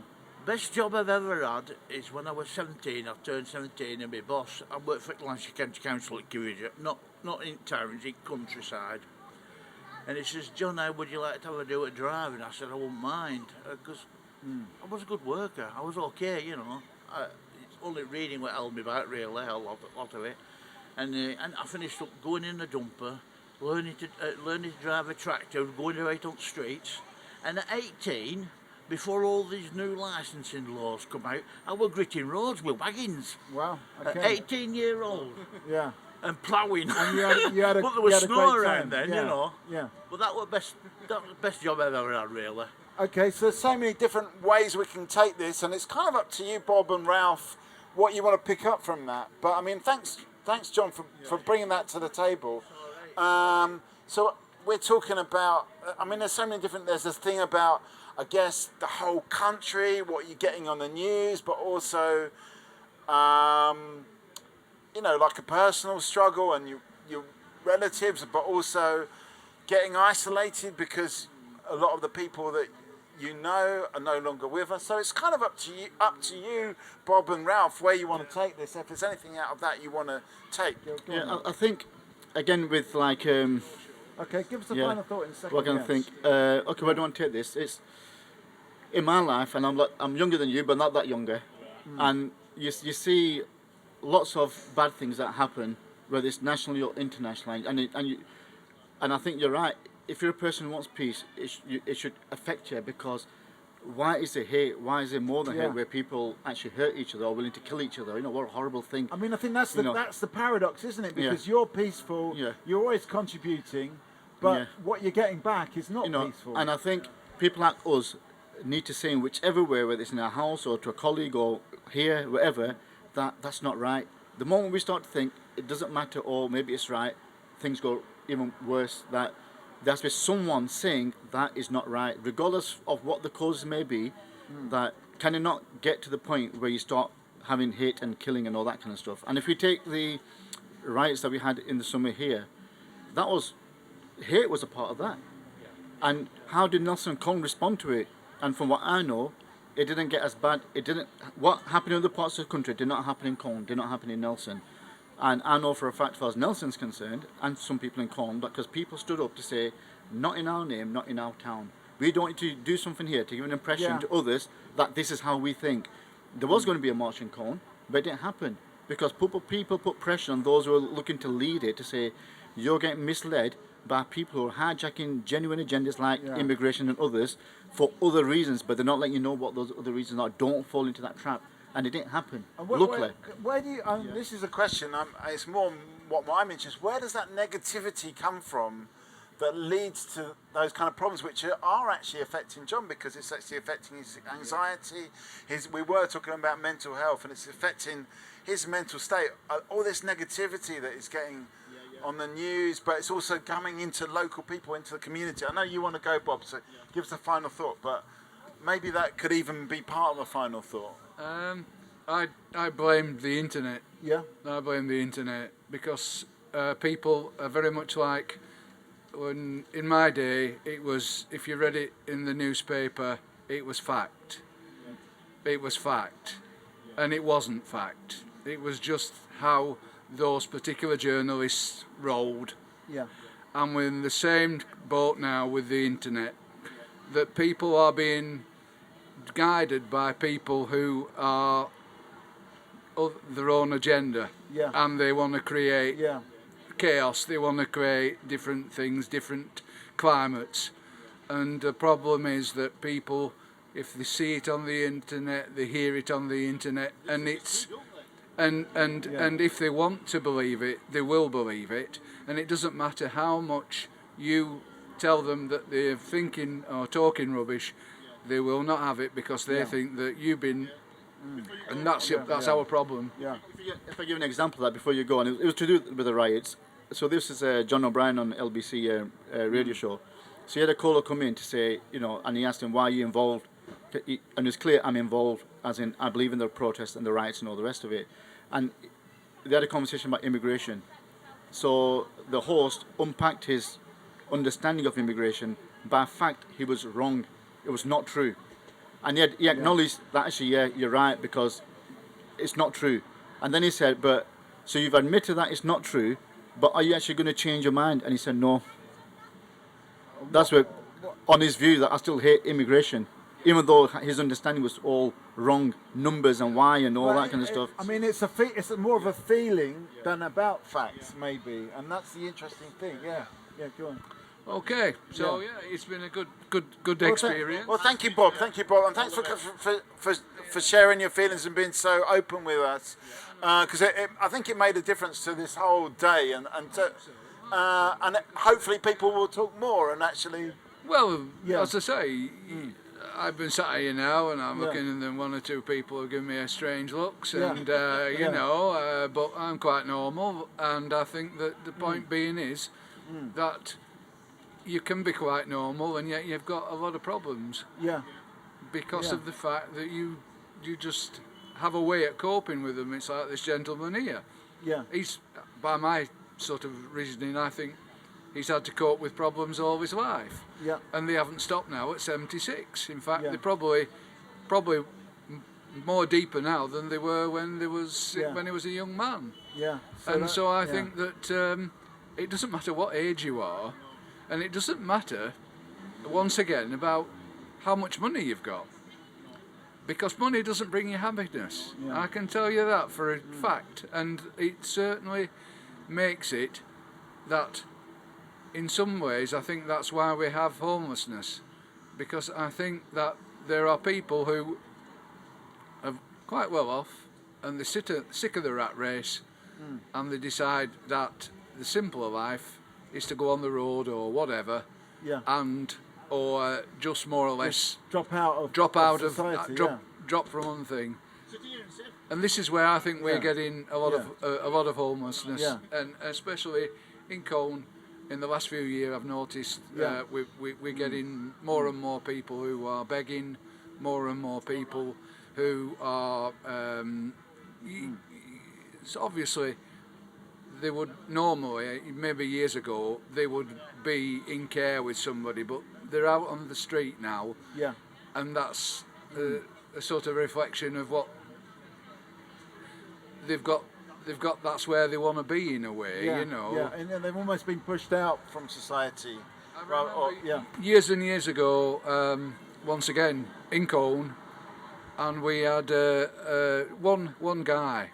We used to call him Old Lenny, and he was actually an educated man, but he decided to opt out. He decided to opt out of all things, and this is back in the 60s and the 70s, when the railway station was manned.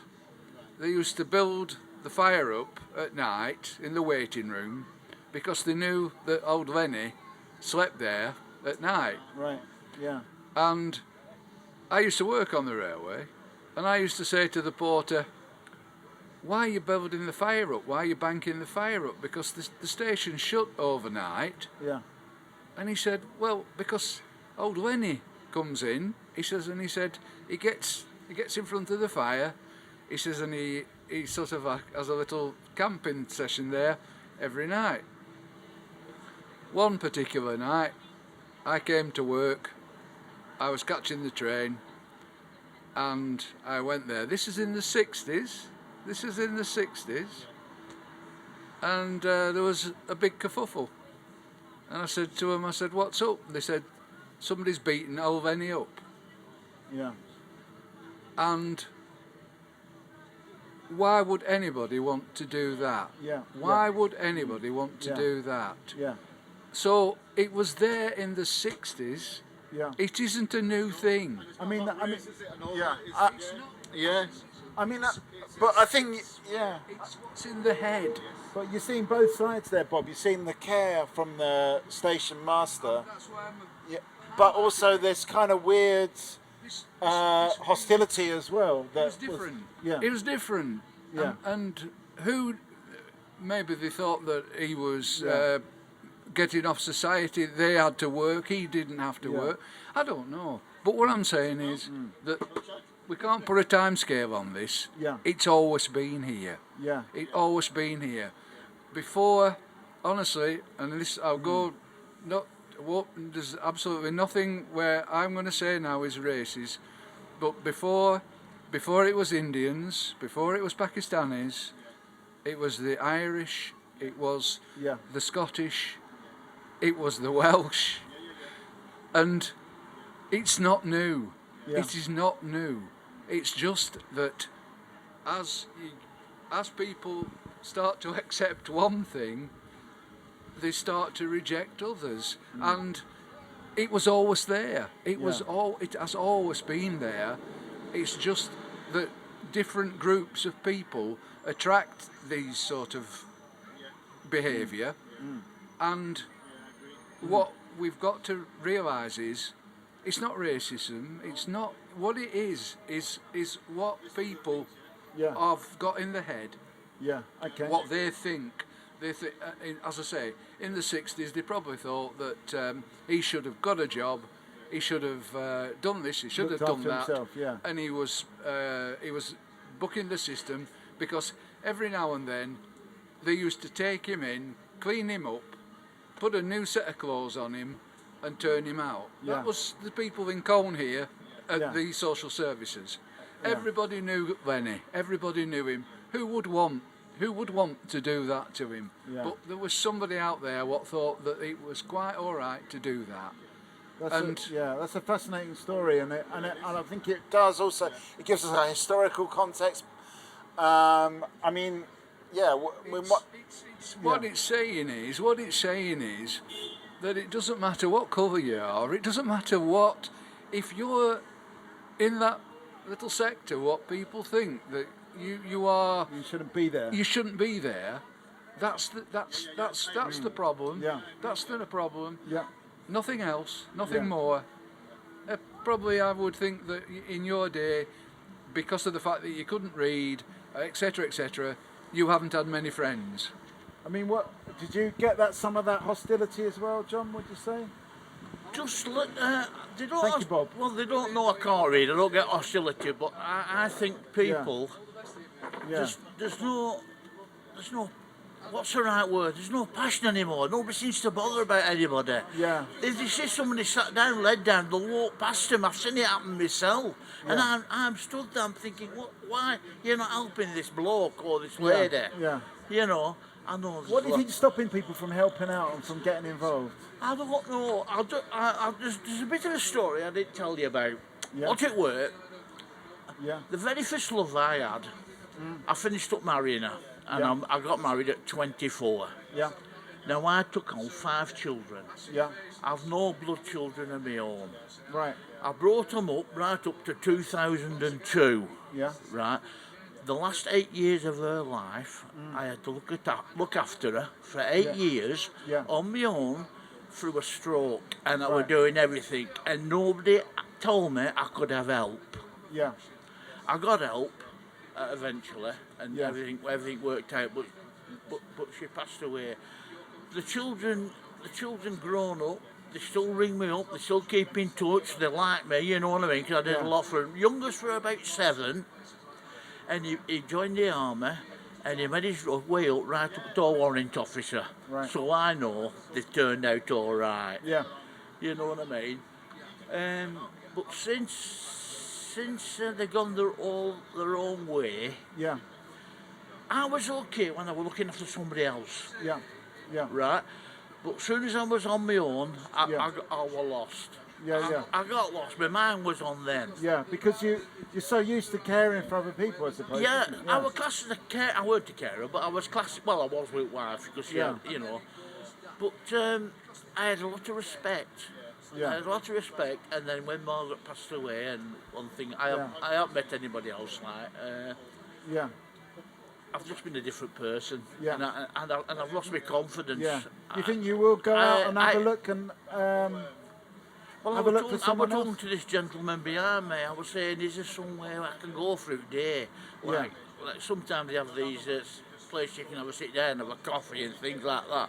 Yeah. But I don't see them because I can't read. Right. Okay. So you're actually all these things are possibly happening. I've been here 2 years. Here 2 years. Actually, I was brought up in Clividge, you know, to the side of Berlin in the country. Yeah. So I wasn't really. How can you say it? Town-wise, if that's what you want to call it. Yeah. And that was a shock coming into a town.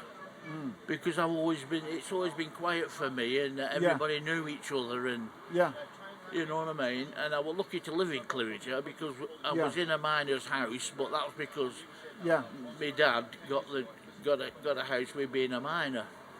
So obviously when all pits closed down, we just carried on living there. You know what I mean? Yeah, yeah. So I mean, in a way, I mean, there's so many different ways we can take this conversation. Come and join us if you want to. Yeah, come on. Come on, we got John here, we got Ralph, we got Bob. All right, okay, well maybe we'll just get this guy involved. So my name's Mikey, we've got John here, this is Ralph and Bob. What's your name? Zishan. Zishan? Yeah. We're talking. I mean, there's a few things on the table. We're talking a little bit about mental health. We're talking about connections. John here is not a reader, so all the things that are happening in the community are all like on paper or on the internet. But come and join us, Ozzy, as well. 5 minutes, because we're going to wrap this up in 5 minutes anyway. Okay. I've got to go. I've got an appointment at 1:45. Oh, right. I'm getting my hair John, sorted. give us a final thought, because you've given so much to this conversation. Yeah. What do you think the answer is to actually get more connected? Yeah, I want to get more connected because I can't read and that. Yeah. What have I got to? Yeah. I'm just trying to find something to do. Yeah. You know what I mean? Because Yeah. I'm at a loss. I would listen to this gentleman earlier Yeah. about the news. How much the false news is, and Yeah. people are listening to it. Yeah. You know. So it's a big problem. Yeah. And then people are against each other. There's no need for it. Yeah. There's no need for it. But I think we've gone through that, though, haven't we? Really. Okay. Well, I just want to bring. What was it again? Shivan. Zishan. Dijan. Thank you, John. I mean, what do you think about this question about like false news, false information? Because both Ralph and John and Bob over here, a lot of people have been saying it's been leading to a lot of unrest. Obviously, we had riots in the country earlier on, and they're blaming like false news, false information. Have you got any thoughts on it? At the end of the day, it's Yeah. media. They're gonna show what they want to show. They're not gonna obviously Not necessarily show the truth. truth. Yeah. So they want to show what they want. They want people to see. Yeah. So if they want. Hello. If they want people to see that them people are bad or like this, then of course they're gonna go ahead and show that. So. Yeah. Okay, we've got a new face at the table. We've got Zisham and Mikey. What's your name? Holly. Holly, and when we're talking about, well, we've been on a bit of a journey. First of all, we started talking about Colne, then we started talking about the community in Colne, and initiatives to help mental health, and then we heard a lot of different stories, mostly from men, about male mental health. Is there enough to actually being done to allow people to come out and actually talk and say what they're feeling? Then we heard of what people were feeling, which was nice, but then that just uncovered a lot of problems that are out there in the world at the moment. You know, people watching the TV and seeing a lot of negativity, basically. And as Zisham just said, that it's actually about the media tend to, for some reason, want to show a kind of negative side, or want to show, yeah, go on. They will show what suits them. What so suits them, yeah. If something is suiting them and it gets them more clicks or views, yeah, they will go ahead and show that. So For example, yeah, go on. you can use Israel, Yeah. Palestine. Yeah. You can use that as an example. So Yeah. obviously, Israel suits their agenda, brings in more clicks. Yeah. It brings money, so they're obviously gonna go with that instead Yeah. of Palestine. So they're not gonna support the right, but they'll support what brings them money, what does better for them. Okay. Do you know what I mean? So in a way, they're kind of exacerbating conflict, exacerbating bad feeling because they're getting more clicks. That's what we're talking about at the moment. Yeah. themselves. Yeah. Okay. So obviously, if Palestine could bring in more views and suit their agenda, they'll go with Palestine. But obviously, it doesn't. So they're gonna Yeah. go with Israel. That's Okay. just an example. That's one thing. Okay, just one thing of many. Any thoughts on this? Yeah, just thinking about what we could do to combat that, really. Yeah. You know, like, because we feed into that, don't we? Yeah. By clicking things and Yeah. by watching things. I And guess we're just human and we just Yeah. click on what interests us, but I think what's happened is it sort of, I mean, we just had a guy called John who said that it's actually making him incredibly anxious and depressed just hearing the news or looking at things on YouTube, even though that's what, we're driven towards. Yeah, and I guess that's what I'm saying. Yeah. If we just did a total boycott of Yeah. all media, Yeah. would that have a positive impact on our mental health, and would it maybe get Yeah. the news outlets to think more about what they Yeah. are posting and Yeah. maybe, they could. Okay, should we just turn? I mean, actually, a long time ago, much earlier on in the day, people were saying we should have a phones off Saturday or something like that, or whenever we go out, we shouldn't take our phone with us. What do you think about that, Zisham? It depends really, because a lot of the work's on the phones now, so a lot of work people do is mostly on the phone, so it depends on... I'm a care worker, so Yeah. a lot of Do my you need work... to use your phone a lot? Yeah. To check what medication I need to give my clients or Yeah. what they need. It's all on my phone, all the data's on there, so...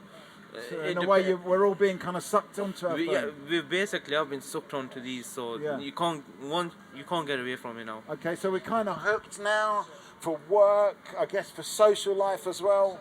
We have to be on the phone. Yeah, we do. But I'm on a bit of a mission at the moment about the age of having a phone. Yeah. So I've got a 10-year-old and all his friends have got a phone. Right. And I think he shouldn't have one till he's 14. Yeah, And my does husband, that cause a bit of a problem? Yes, well, my husband seriously disagrees. He thinks he needs one, he's going to be left out. Whereas I think he just doesn't need one at all. Okay, come and join us. This is Talkaoke. Yeah, have a go at the mic. Oops, no, there's something else going on. But we're talking about what age should young people be allowed to be on the phone? Come and join us. Come and join us. We'll hit you with a round of applause. Oops, wrong button. Oh, wait, hang on. So we have got Zisham, we've got Holly. What's your name? Rostam. What's it? Rostam. Rostam. Rostam. Lostam. Rostam. Rostam. Yeah. Rostam. Okay, I'm Mikey. We've got Holly. We've got Zisham. I'm from Persian. English little bit. Okay, you're Persian. Okay. Persian, yeah. Okay. What do I know? Sobbacher. Yeah. Anyway, I tried to explain what we're talking about is should people be on their phones less? I notice you're on your phone now. Are you on your phone too much? Is the phone messing with our heads, you think? Okay, give us a final thought. What age kids should be on? They should be around 16, 17. That's when they need it the most. Younger than that, I don't think kids really need it. Okay, so wait till you're 16. Yeah. Okay. All right, I'm off now. Okay, thank you, Zishan. Thanks for joining us. Bye. And we're actually just about to, I think, take a little break. But you're from Persia. Persian, yeah, Persian. I'm from Iran, Persian. What Persian and Kurdish. Okay, what brings you? Oh, so okay, Slav. Slav. Bashi. Sorry, you are from? I'm from London. London? Yeah. England. We got a lot of Persian people, got a lot of Kurdish people. Yeah, people like. They're in London. Yeah. Yeah, okay. But anyway, so just festival. This is Talkaoke pop-up talk show. So festival just here. Yeah, it's 1970s festival. Festival, yeah. Good. Well, good. Yeah. English country good. Yes, but we're just about to... People good, yeah. You like it, yeah? Like, well, How long have you been in UK for? Sorry, me 1 year. 1 year, Yeah, okay. And you like it so far? Like, yeah. Okay. Good. Okay. Spas. Ban chao. Merci. Merci, yeah. Two different languages there going on. Yeah, where are you from? I'm from this very place, from Colne. Colne. Yeah, my whole life. Yeah. Colne. Yeah. Me 5 months just here. Okay. Colne. And you like it? Like I'm home just Nelson. Yeah. Okay.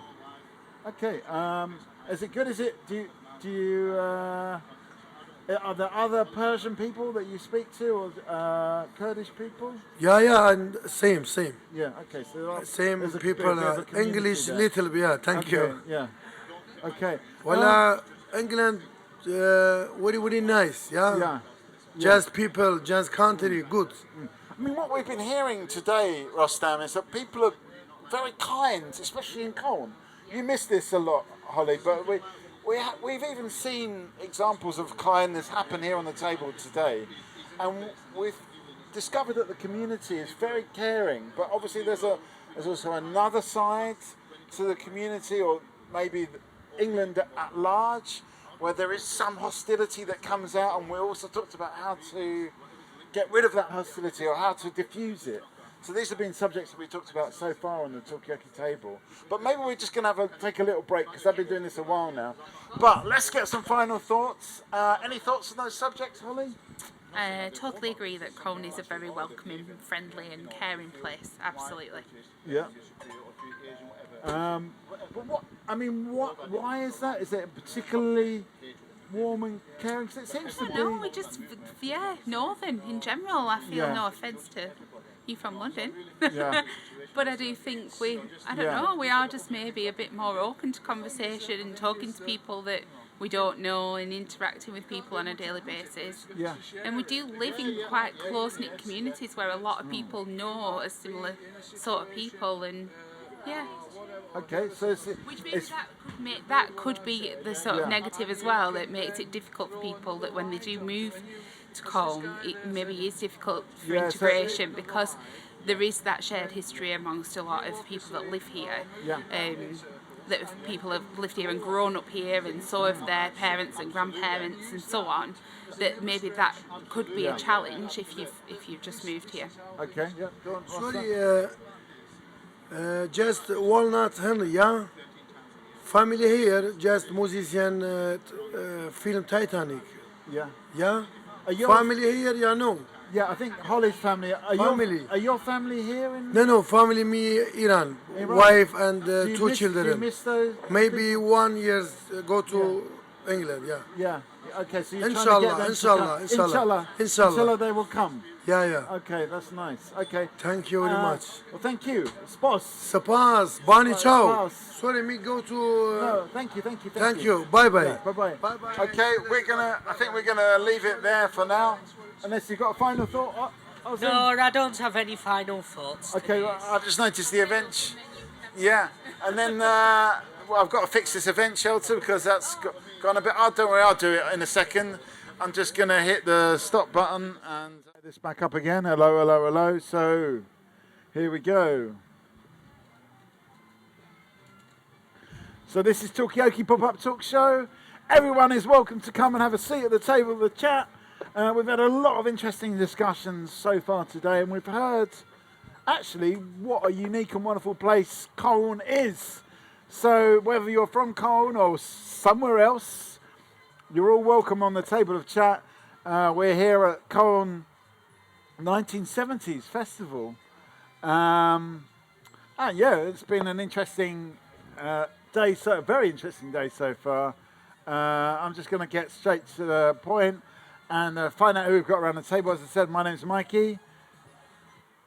Who have we got around the table? Tell us your name. My name's Paul. Oh, hang on. Let me turn you up a little bit. Go on. My name's Paul. And Ian. And as I said, I'm Mike. Has anyone got anything they want to kick off with? Any thoughts, comments? Come and join us. Yeah, come on. Come on. Give this person a round of applause. So we've got Ian. We've got Paul. Tell us your name. I can't speak English, sorry. That's okay, but tell us your name. Carmont. Carmont. Yeah. Where are you from? Kurdistan. Kurdistan. Salau. Anyway, at the moment we're just started, so we don't have a subject yet.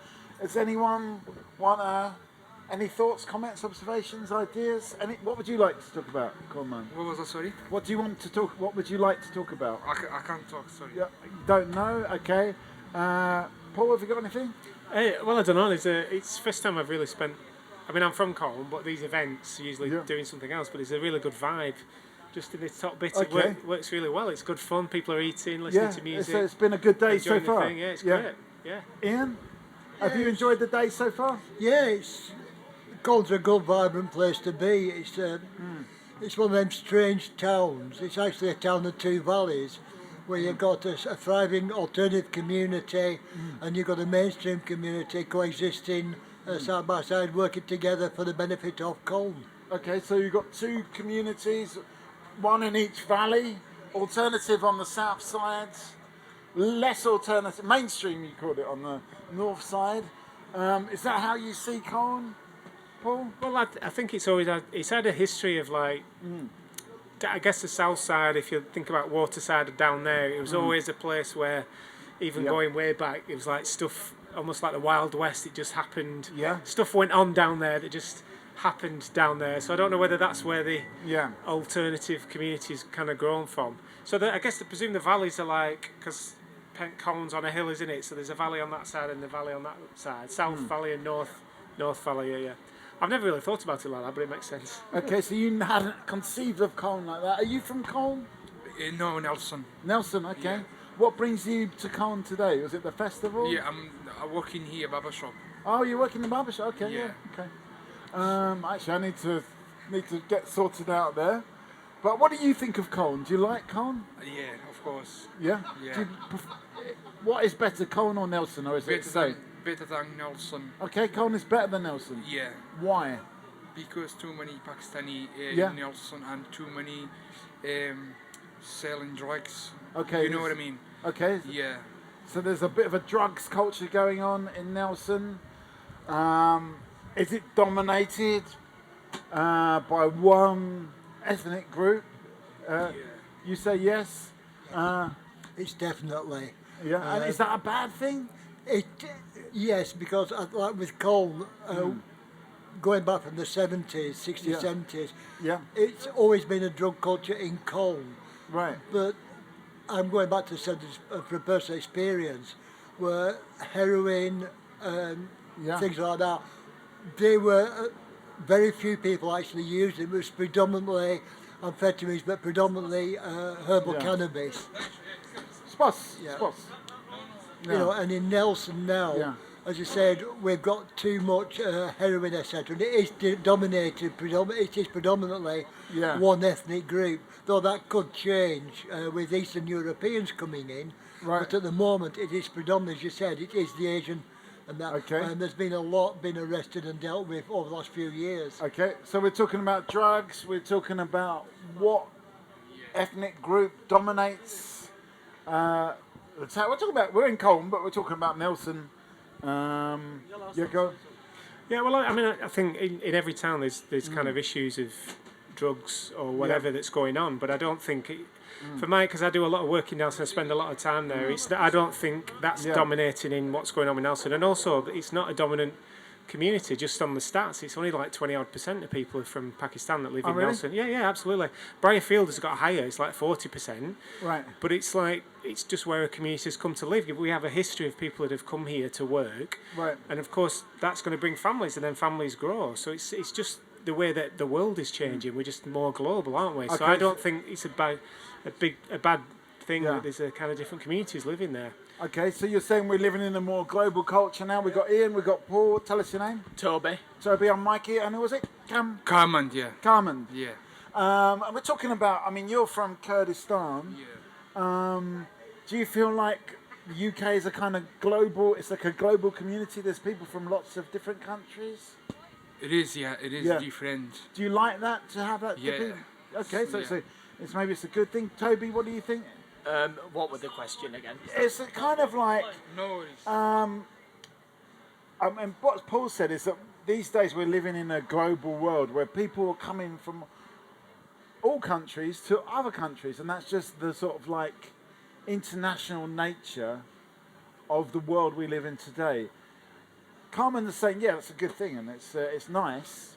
What do you think? Do you think it's a good thing? Yeah, well, I think it's a good thing because, like, they're doing jobs that maybe some people wouldn't like to do and stuff, Yeah. and they're helping the environment too and stuff by coming over here and helping the economy and stuff. So, Okay, so it's from you're putting more economic perspective on this, and you, for in your mind, it's just. Do you agree with Paul that that's just the global economy? It's just how it works these days. Yeah, I agree with him really. Yeah. Okay, all right. Paul, what were you going to say?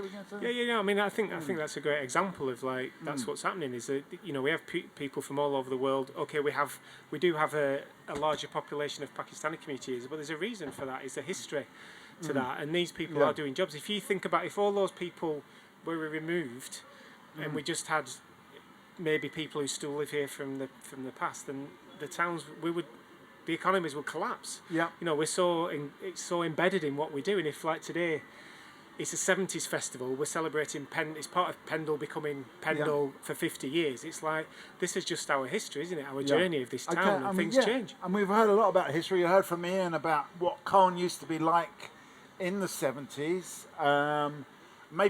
Maybe you could paint just for the new people. Come and join in. You don't have to say anything if you don't want to, but It just looks better for me. We've got Ian, we've got Paul, we've got Toby, we've got Carmen. Tell us your name. George. George. Tell what was Colne like in the 1970s? It was totally different to Nelson in the 70s. It was a good, vibrant community. Well, they say there was two communities in Colne. You had the alternative community, and then you had the mainstream. And it was a very strong alternative town. Paint a picture of that, because Paul might have been just growing up at that point, but apart from that, none of us else was here in Colne in the 1970s. So can you just say a bit more about what it was like in the alternative community? Because do you know what that is? Yeah. Alternative community? Maybe just explain it a little bit. What it was, it started off obviously in the 60s and that, when people were following it. It was Timothy Leary who said, turn on, just tune in, drop out. And what he was saying is that look at the way that society has controlled our lives over generations, how we're told how to be. We're given identity by the man in the system. Right. And to discard that and just do your own thing. And in Colne, that really took off.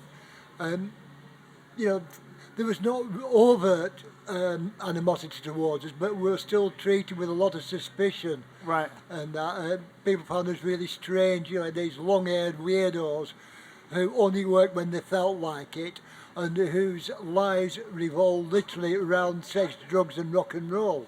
That was your lifestyle as an alternative. Doesn't sound too bad. It was... No, well, I don't know. Looking back, I've paid the price since, health-wise. Right. But looking back, it was good because he gave me that freedom of thought. We stopped the motorway in Colne, going through Colne. We were very environmentally aware in that, so it was good. So it was the start of that kind of environmental awareness. It was turn on, tune in, drop out. Does that make any sense? Toby, have you got any questions about what it was like? George, have you got any questions? Carmen, any questions? No, not really. No? Have you got any questions? Well, I mean, I'm kind of interested in, because what you've talked about there is like back then.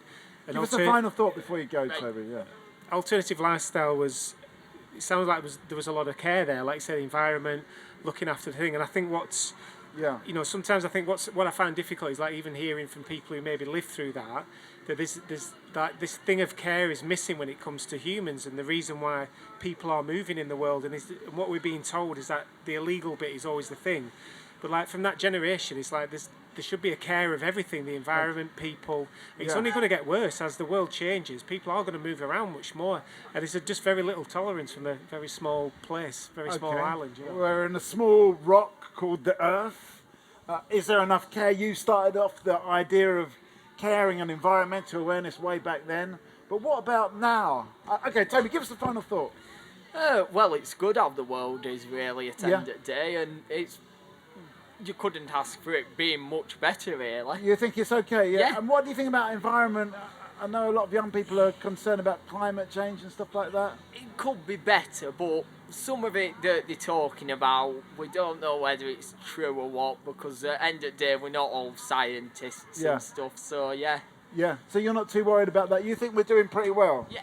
So it's like a 10 out of 10 for Colne and the world. Thank you, Toby. Thanks for joining us. Thank you, George, as well. Have you got a final thought?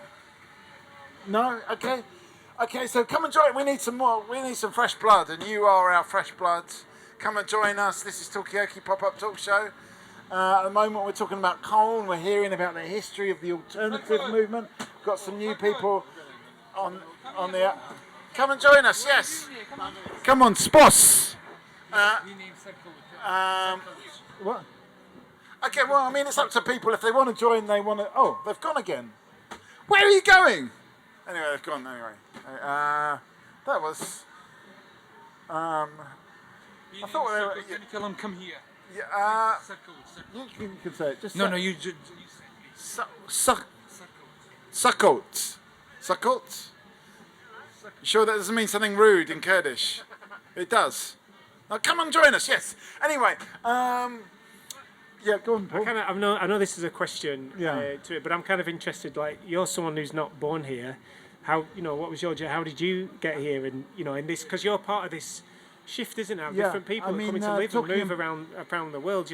But maybe just generally is like how people, why do they end up moving around? Carmen's doing an important job as well. He's Exactly, cutting yeah, people's yeah. hair. That I know, otherwise, I keep meaning, I really want to. I've I never need been to a look proper at this, barber, yeah. so I need a. You've never been to a barber? No. Maybe now's the first time. Maybe I should have it. Maybe today's the day. How long? Never. Never. I do it myself, but it's not proper. Like yours is like all neat. I need to. Maybe today's the day Maybe, to if actually, I've or got maybe time. you as well, Ian. Would you go? When's the last time you went to a barber? Last year. Last year. Okay. Yeah. I think I was. My barber is actually from Afghanistan, and his name's Saeed. And I think I went to see him probably about 2 months ago. I need to go back there. So yeah, there we go. But important jobs being done by a variety of people from around the world. Exactly. Yeah. Well, yeah. I need to. I was going to go for my 50th, but I never got around to it. So I should maybe at least in my 50th year is get my beard done properly. Yeah. Carmen, what would you do for Paul? Do you think that he needs a bit of a trim? What would you? Let's just see what I mean. Zero all over. Zero all over. Yeah, Yeah. completely smooth. Yeah. Okay. Or All be right. light and bald. And what about Ian over here? Actually, I don't know. Okay. Would you ever? I mean, would you ever? Come and get involved. This is Talkaoke Pop Up. So yes, give us a couple of minutes. Anyway, so there we are. I'm going to have to go. Give us a final thought before you go. Final thought. I think more of these kind of things should happen. I mean, it's sometimes difficult. It takes a lot of time to organise them, but I think these are the spaces where people come together, and I think Nelson does this thing really well when it happens, Festival of Culture and stuff like that, where people do come together in different ways, and in that space there's a lot of shared positive energy, you know what I mean, that sort of moves away from the idea that Nelson has a particular image, because there's actually loads of really lovely people who are doing great things and want to spend time with each other, Okay. Can I say some people in Colne racist? You know what I mean. Some people, not all. Yeah. Yeah, because just I'm black hair. I have black hair. Or some people like you. You feel there is some racism. Yeah. In some people, not yeah. all. Yeah. I mean, what do you think the answer to that is? Nothing. Just. You think you just got to accept it? Yeah, it is. Okay. It's a difficult one because I'm going back quite a few years ago when they built the mosque in Nelson. Yeah. There was a butcher's across the road from it. They'd been there for generations, family-run butchers for generations, and the mosque was screaming like hell trying to get the place closed down. Why? Because they sold pork products, and it's like, well, no, I'm sorry, this is England. In England, this is allowable. So why are you insisting? Oh, it's against our culture. Right, We've moved into the area, and it's like, well, and then you're complaining about racism. You are actually promoting it by doing that, by turning around to somebody who owns a business saying, you have got to shut down your business because it's against our culture. Okay. That doesn't help, does it? You must admit that. It does not help anybody. I mean, no, I think, I guess racism can come from anywhere. What do you think about this? Did you know about this? The mosque in Nelson. Yeah. I know about too many mosques in you Nelson. Think there's too many? Are you Muslim? Yeah, alhamdulillah. Yeah. But do you think there's too many mosques there? Sorry. Do you think there's too many mosques in Nelson? Yeah, too many. Okay. What would be a good number of mosques? In England or? Yeah. Well, just. I don't know about. I know there are too many mosques in here in the UK. So. I mean, do you think that is a cause of racism? There's too many mosques, or no? I mean, some people. So yeah. I'm not saying all English saying racist. Some people. Yeah, just a few. Yeah. Yeah. But I mean, I think it's still important, even if it's just a few people being racist. It's important to address the subject. I think, isn't it? I know, just a little minor gust. I was worried my event shelter was going to go. Okay, so what do you think the best way to... I mean, okay, you've talked about that racism maybe comes not just from Christian or white people, but also from the other side. But what do you think the way to actually reduce racism is? It's difficult because we're not. Everybody's talking as though it is a modern thing. And if you go back thousands of years ago, a very famous philosopher called Socrates, and this was basically used by Enoch Powell in his infamous Rivers of Blood speech. And when Socrates was, I can't remember the exact words, but he was saying that if you get too I'm going to say, Ian, let me just get a final thought. It's a very important point about Socrates, but we'll just get a final thought from Colne and we'll come back. Yeah, and I have to go to Give us a final thought. What do you think the way to... You're saying racism just exists, you just got to almost be strong, be thick-skinned. But is there any way to actually eliminate racism or reduce racism? Just, I want to say respect and... You know what I mean. Just respect. Just keep talking and keep talking. Yeah, and respect. Yeah, okay. That's it. Common, Sposka. That's thank you in Kurdish. Okay, we were talking about Socrates. Go on, Socrates said, I can't remember the exact words, but if you get two cultures there that are diametrically opposed in lifestyles and put them in the same geographic space, you'll always end up with social conflict. And people say rubbish, but I'm sorry, history has proved that so many times. And I think one of the messages that a lot of people that Enoch Powell tried to put across, the message was that if you allow too many in and you start displacing a culture, with if you want an alien culture, you will end up with social problems. And he's been proved right so many times, but people never listen. Instead, they open the floodgates, they allowed, and I'm not blaming the people, because people are going to move in, because if you look at a third world country where you've got a poor standard of living, poor healthcare, and you give them the opportunity to move to a land of milk and honey, where you've got free healthcare, you've got free education, you've got jobs, etc. They're going to move here in the droves. And the problem with that is you start displacing the indigenous culture, and that will then cause racial tension.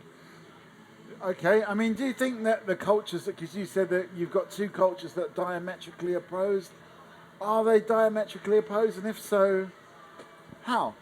Yes, again, and I'm not pointing the finger at anybody, because Christianity was just as bad as any other for forcing people to adopt their belief systems, where even in this country, where I remember the days on a Sunday, I think it was about 6:30 in the evening, the only TV programmes you're allowed to watch were religious programmes.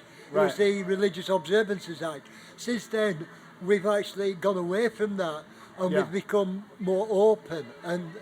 But within Islam, it's a very strict one. If you are born into an Islamic family, you are Islamic. If you try to leave that religion, according to the Quran, it's a death sentence. So there's no freedom of choice within that culture. And yet within Christianity, we're going back to its original roots, where you've got that freedom of choice. And that's important. Okay, so it's about choices. Come and join us. This is Talkaoke Pop-Up Talk Show at the moment. Come and join us. At the moment we're talking about is the culture of Nelson, or the British culture, being displaced? Are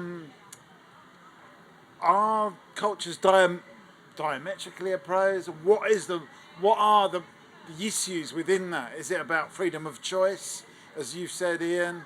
Is it about other things? It is that freedom of choice. You know, it's like if you go to Nelson, and like where we Colne, we've got a few family butchers in Colne. I can go in there, buy me slice of bacon, my pork sausage, stuff like that. Where in Nelson you find it very, very difficult, because most of the butchers now are Islamic butchers, and they're not others. You know, they have no freedom of choice in that matter. Their culture says you cannot sell these products. Whereas within our culture, you've got that freedom of choice. You know, if you don't want to buy them, you don't buy them. You don't. You know, the shopkeeper's not forced to stop selling them. Come and join us. This is Talkaoke Pop Talk. So yes, yes, come and join us. Tell us what you're doing here. What's this cadet thing? Yes, come on, all three of you all can come and join us. Yes, and. Yeah, all of you, come on. Try not to lynch you. Yeah. Oops, you dropped your leaflet there. Okay, so we've got Ian. I'm Mikey. What's your name? Charlie. Mick. Jason. Marcel. Marcel. And I'm Mikey. This is Ian. I mean, we're talking about cultures. We're talking about Colne. We're talking about Nelson. Are they different places? Come and join us as well. Are you from Colne? Are you from Nelson? From somewhere else? Wait, let's just go. Where are you from? Nelson. Airbear.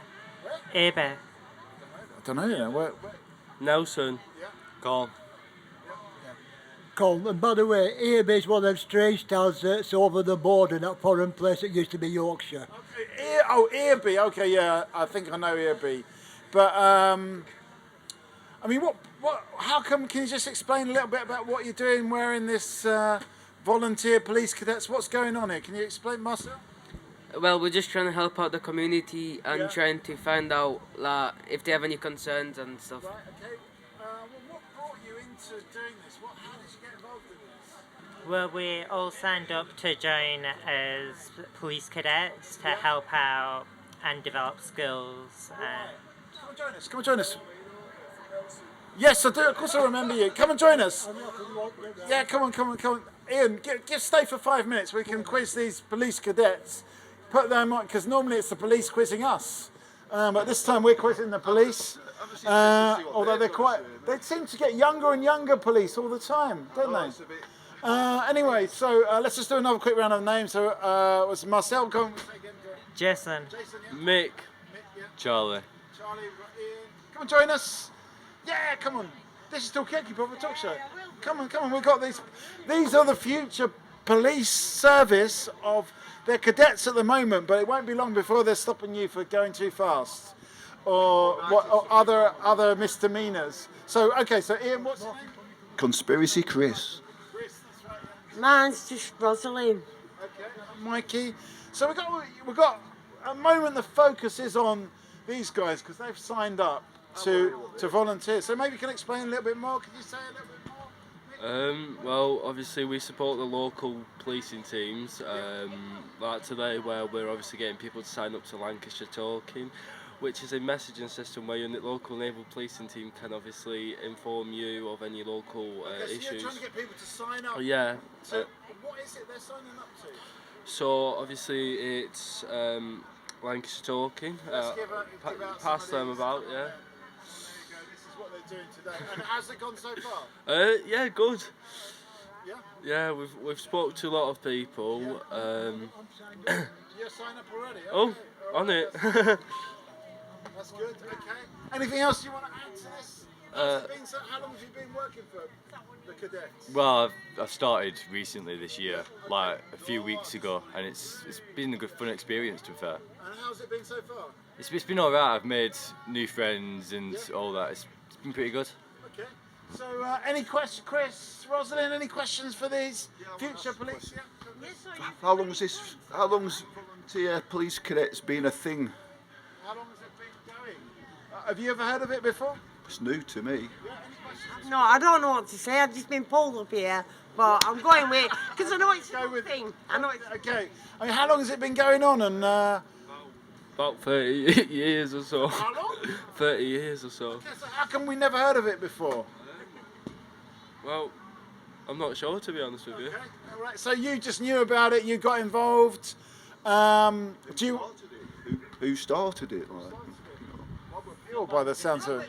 yeah, Robert Peel. That's appealing. But go on. Yes, I do remember about 30 years ago, because they're going to lynch me for this. They were not derogatory, by the way. They were actually referred to as piglets. Piglets. By a lot of the community. I mean, how do you feel about that, piglets? I've got a comment. Yeah. I heard on radio that the term pigs in blanket might be getting banned. Oh, really? So that's more words. They seem to ban new words every week, don't they? Okay. I mean, are you? So soon in the future, you're going to be policing words, guys. Well, do you think you will be policing what people say? What do you think? Do you want to be police in the future, or is it just a toe in the water, just see what it's like? Anyone here want to become a policeman? Yeah. I want to. I've been wanting to be a police officer since I was like 5, 6 years old. Why? What was the attraction? I don't know really. I've been watching, most of the shows I've watched recently have been about the police force and all that, and it's just been a fun experience to try and to join it. I mean, how do you feel about Chris's point that you might have to police what people say? Do you think? Well, we don't know what could happen in the future, do we? Yeah, I mean, do policemen make up the laws? Do they decide? They just enforce the law, don't they? Okay, so they just enforce the law. Who makes the law? Who decides what's law and what's not? Yeah. Right, just remember, guys, in this country, in the West, we have something called freedom of speech. Yeah. So if anyone older starts saying to police words, tell them where to shove it. Okay. Because you've got to stand up for free speech. But Chris, are you worried about that? Are you worried about free speech? Of course I am. Why? Because it's on the rise. Policing free speech is on the rise. Yeah. Is it actual police that police free speech? I've seen videos. I've seen policewomen turning up and and arresting people for hate speech. What's this? I don't believe I'm sat here, but I wish I'd have fetched my phone down. Yeah. And yeah, it's really interesting, this. Okay, well. Yeah, and I wish I want a photo. Yeah. We'll get a photo. Someone take a photo. Yeah. Hate speech, disinformation, misinformation. This is how tyrannical governments clamp down on free speech in the name of clamping down on hate speech, misinformation and disinformation. I mean, we're going down that road now. Okay. I mean, what do people think about that? Do you think you're going to be put in a tricky position where you're not sure whether you're supporting the right of free speech, or is this, as Chris said, hate speech or misinformation? And should the police be concerned with these things, or should they be concerned with other things? What do you think? I know it's a tough question. No one said this was easy on Talkaoke. Unfortunately, I'm not able to actually comment on that, You don't know- I do actually need to get going. My boss has Okay. message. Do you think that is that? I mean, have you thought about that ever? These questions? No. Okay. What about you, Marcel? What do you No. think? You've not thought about. Have you thought about it? I'm not sure. Okay. Not really, no, I've not thought about it. You've not thought about it? Okay, so it's maybe... Have you got all the cadets in here today? From... yeah. Yeah? Yeah. I'd like to listen to what you're going to say. Okay, hang on, people. We want a final thought from you before you go. What? And I'm quite interested because you want to be... Sit down for a second. Just give us a final thought. No, but I want to know... What do you think the policing of the future will be like? Will it be about policing what people say? Will it be about computers, online? Will it be the same as what it is now? What do you think? And let's just get a final thought from each and every one of you. Marcel? Public safety. More about public safety, and what will that involve? Just helping out the community. Okay, what do you think the policing of the future Yeah, will be? it's definitely about public safety, engaging with you like we have been today. Okay. All right, so it's a good start then. We're going to give you a round of applause for that one. Yeah, public safety, exactly what Jason said. Okay, anything you want to add to that? No. Okay. I just agree with public safety, really. Yeah. I mean, what are the public safety issues of the future going to be? No clue, really. You don't know. But whatever it is, you're ready to deal with it. Yeah. Okay, that's excellent. I'm going to hit the police button. Thank you, guys, and thanks for joining in. We've got a couple of new faces over here. So we've got Ian, we've got Chris, we've got Rosalind, we've got... Holly. And Ralph. Well, you've joined us at an interesting time. We had the police here. Chris has said the job of the police in the future is going to be policing speech, which it's interesting for me because I'm busy trying to get people to speak. And you were saying, weren't you saying something earlier on about that you thought that some things you can't say, some things you can say? Yeah, it is getting to a point. I think George Orwell was a prophet when he wrote 1984. With new talk, new speak and all that. And now, if you can't say certain words, if you say that, for example, Islam was founded as the most dangerous religion on this planet, it's Islamophobia. You can't. It might be based on truth and it's historical fact, but if you speak the truth in this country, you can be arrested. If you spout the claptrap and the disinformation that you're force-fed, then you're a hero. Right, you're a good person. Okay, so and that's wrong. The people of this country need to stand up and fight for their rights to being a free people with a freedom of speech Okay, so you're saying it's a right of a freedom of speech. You're clapping as well. I'm clapping because, I don't know what to say, don't. I'm just sat here today, but yeah, it's about freedom of speech. I mean, do you feel like your freedom of speech is being suppressed? No. You feel okay about it? No, I don't feel okay about it. You feel like it is being suppressed, what you can say Yeah, and what you can't suppressed. say? Who are you? Okay. Yeah, I'm like, I don't know Okay, what to say. well, okay, that's an interesting point. Is our freedom, Ralph, you got any thought? Holly, you got any thoughts on this? Is our freedom about what we can say being suppressed? And if you wanted to say something like, I think you said Islam is the most dangerous religion in the world, that would be illegal because it's Islamophobic. Any thoughts on any of this? It's not necessarily illegal. It's about what norms and we kind of say should be there in terms of what's right and wrong. So if you say something that's wrong, it's not necessarily criminal. But who decides what's right and wrong? Well, it's up to us in the way that there's certain things that state will say that this is right and wrong. Yeah. When I'm talking about speech. Yeah. You know, if someone goes and robs someone, then that's wrong. That's a crime. Yeah, we know that. We're talking about speech kind of thing. Yeah. So if government is saying, like, you know, if you said this and it's Islamophobia and you disagree, then these are the places where you have that conversation, say, well, actually, there's a scope, there's a breadth in this conversation to have. If it's wrong, why is it wrong? And then you explore. Yeah. And it might be a case of lack of education, and someone gets better educated and think, oh, actually, I understand that now. So my predisposition wasn't actually correct because I'm missing lots of history. Yeah. So I think so. It's not. I suppose the important thing is that it's how things are never black and white. It's not. Okay. And it's not a world But, of I mean, absolutes. is it a matter There's for that middle ground. Is it a matter for the police, would you say? No, I think like we've seen in the riots, if there's certain speech that is going on that is encouraging people to go and do acts of violence and harm people and hurt people and damage, then it's an issue kind of thing. Okay. But speech should be encouraged. Yeah, It should be the opposite. It should be encouraged. Okay. All right, come and join us. Yeah, come and listen over here. There's no contractual obligation. Come and join us. Yes, give this person a round of applause.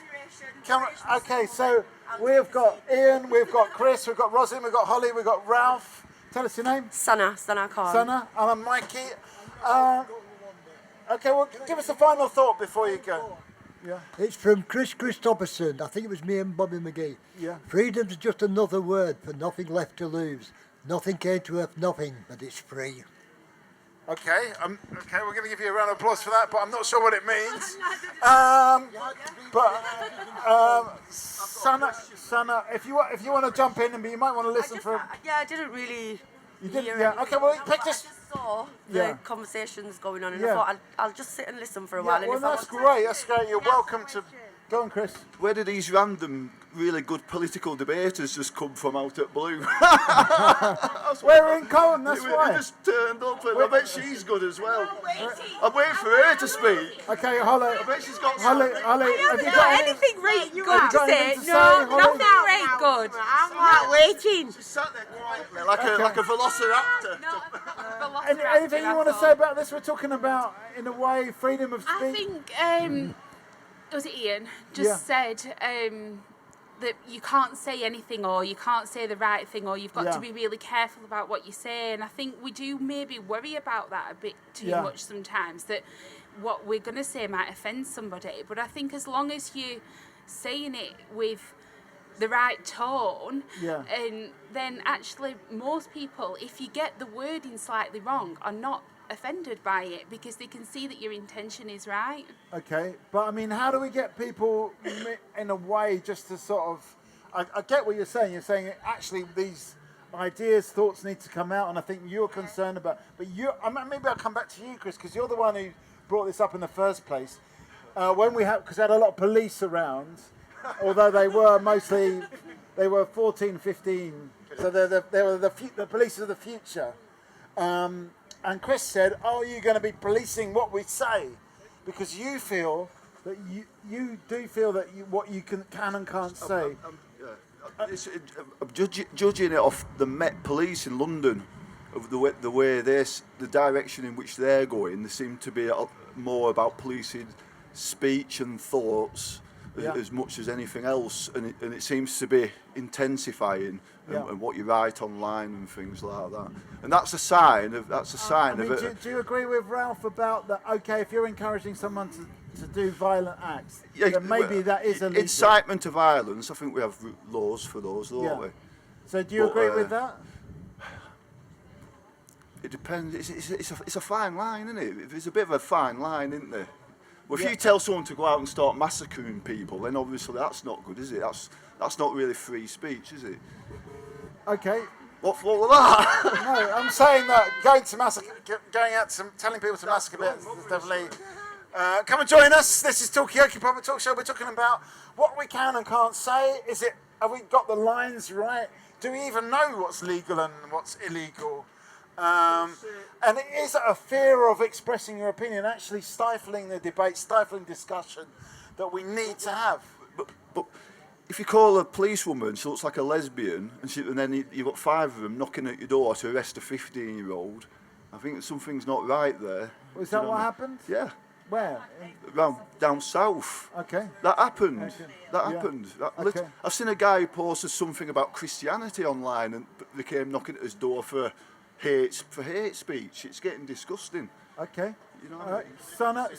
Policing is a problem. Come a bit closer as well. Grab the mic. I have been in situations where there are male police officers that really don't understand what women go through in regards to domestic violence, in regards to things like that. They aren't properly trained, and I have literally had 8 male police officers come into a room where I have been with my ex-partner being held hostage, and no women police officers at all, and they've all come charging in.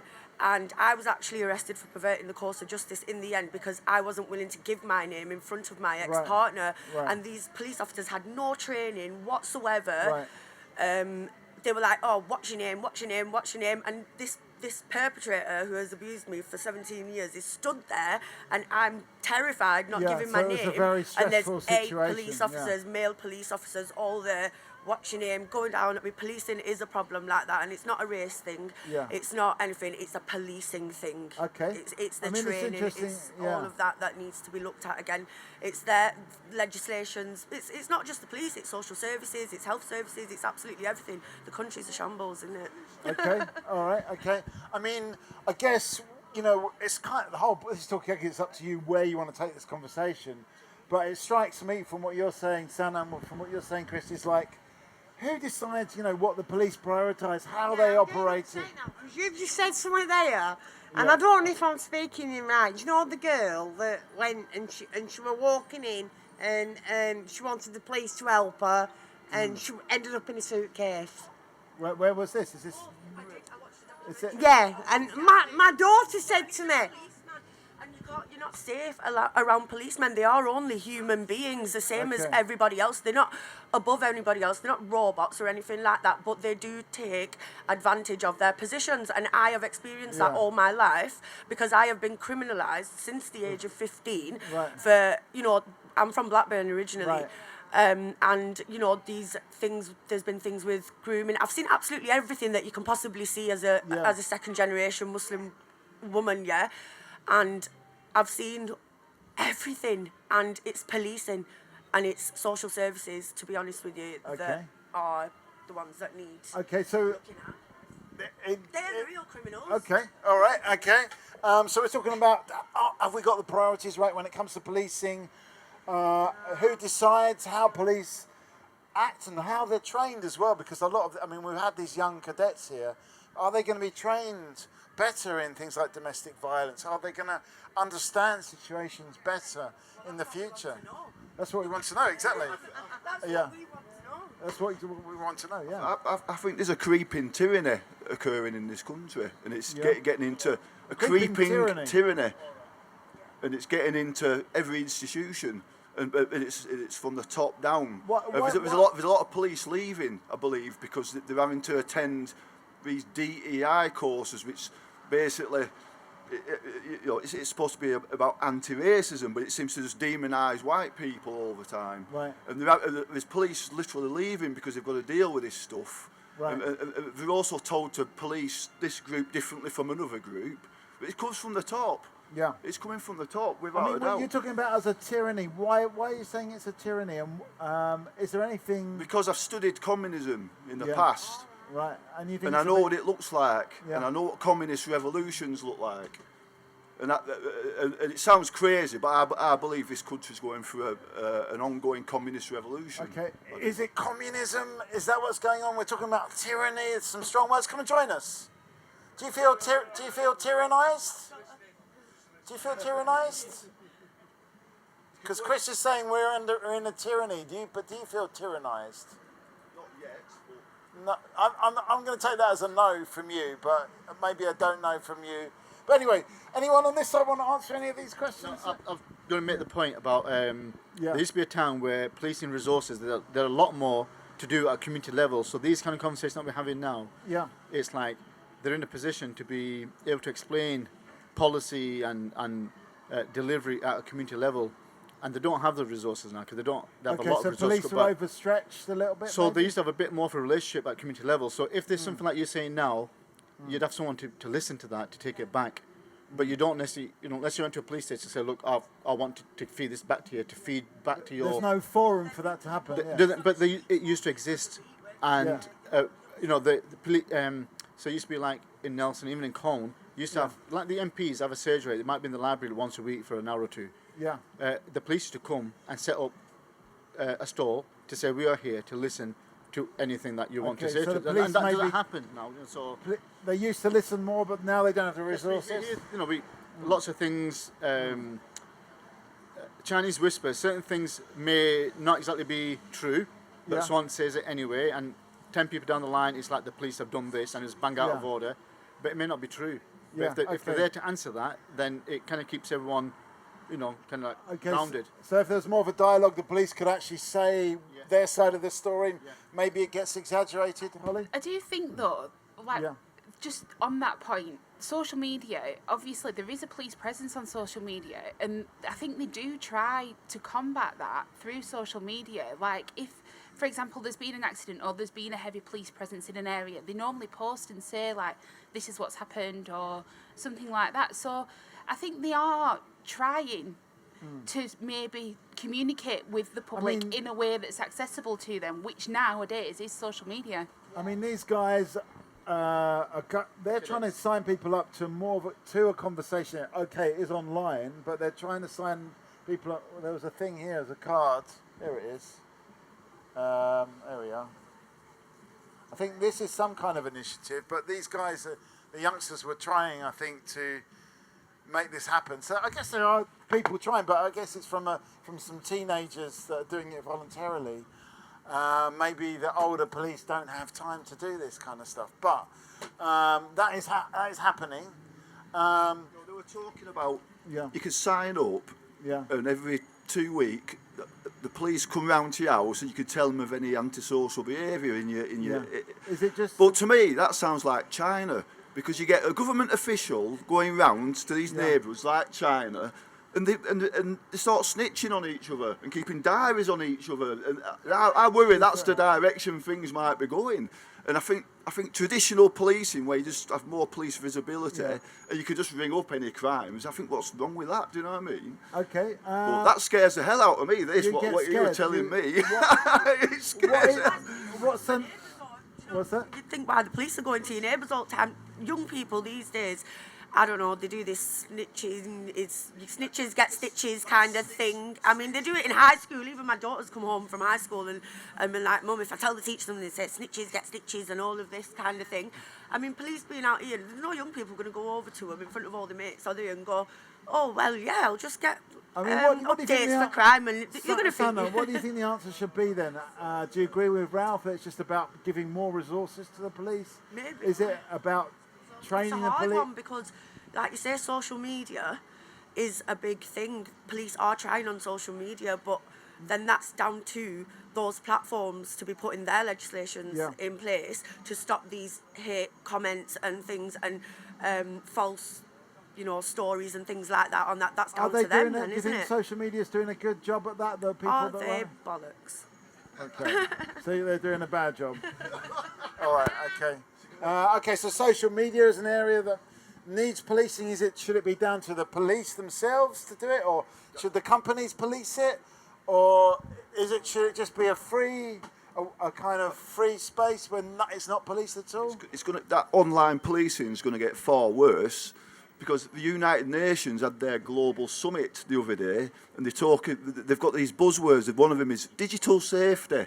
Well, that means more policing of the internet. Do you think that's as a United Nations policy? Let's policing hurty words, isn't it? That's what they mean. Hurty words, things that goes against their narrative. I mean, if you look at the COVID lockdowns, if anyone that disagreed with a narrative, you're a blooming criminal, essentially, weren't you? Okay. I do have to go now, but Well, and give I've us a final sat thought before here. you go, I've Suzanne. sat here, and it's been the most amazing experience because thanks for joining I've us. actually got 2 police in my, 2 from the police force in my house. But it's good education to listen to. Okay. And Well, thanks for joining us, and thanks for putting your bit in. But I mean, I guess right now we're talking about policing the internet. I mean, I did ask the young people, do they think in the future when they get to be senior police officers that will be their job, going online? Do we need police on the internet? Do the companies need to police it better? Or should it just be free? I'm going to come to you in a second, Chris. But let's bring in Holly, because we want to find out a bit more about what Holly's got to say. Yeah. As a parent, yeah, absolutely. I think police need to do more and companies need to do more about social media and online safety. Yeah. Frightens What are me the to death. dangers? All sorts. All sorts.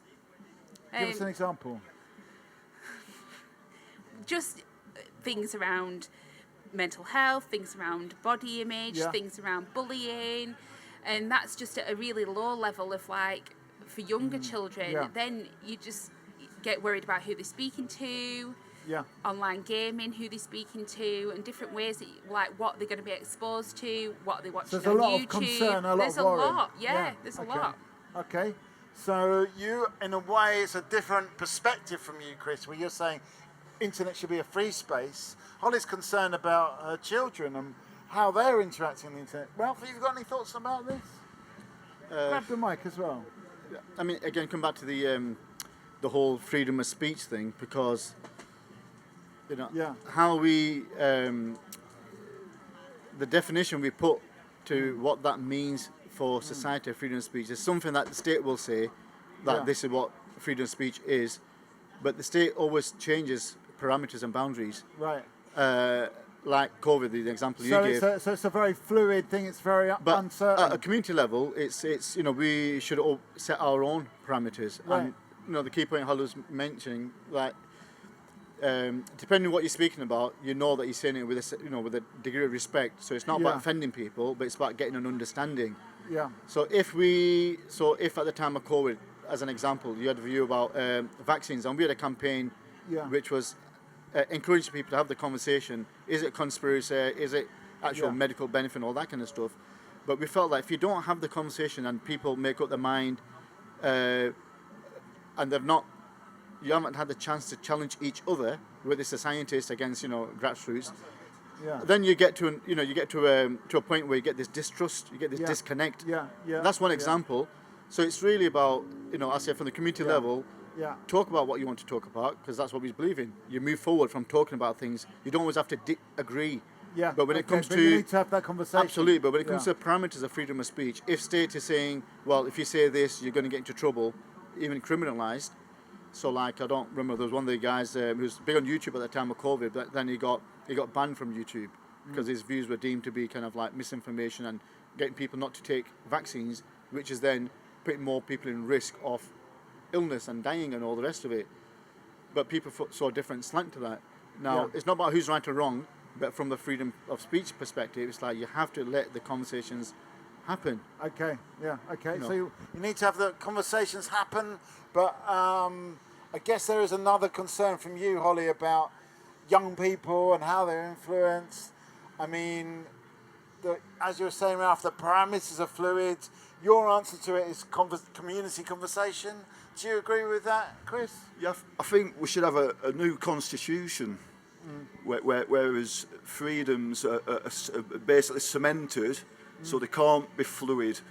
Do you know what I mean? Based in you know, in our Western values. One of our fundamental things is freedom of speech. Have we ever done that? Have we ever cemented We've got that? something called the Magna Carta, but it seems to get ignored, doesn't it? Nobody seems to. What is in the Magna Carta? What is it? It's supposed to be our rights and freedoms, isn't it? And it outlined in it, you know. Have you read it?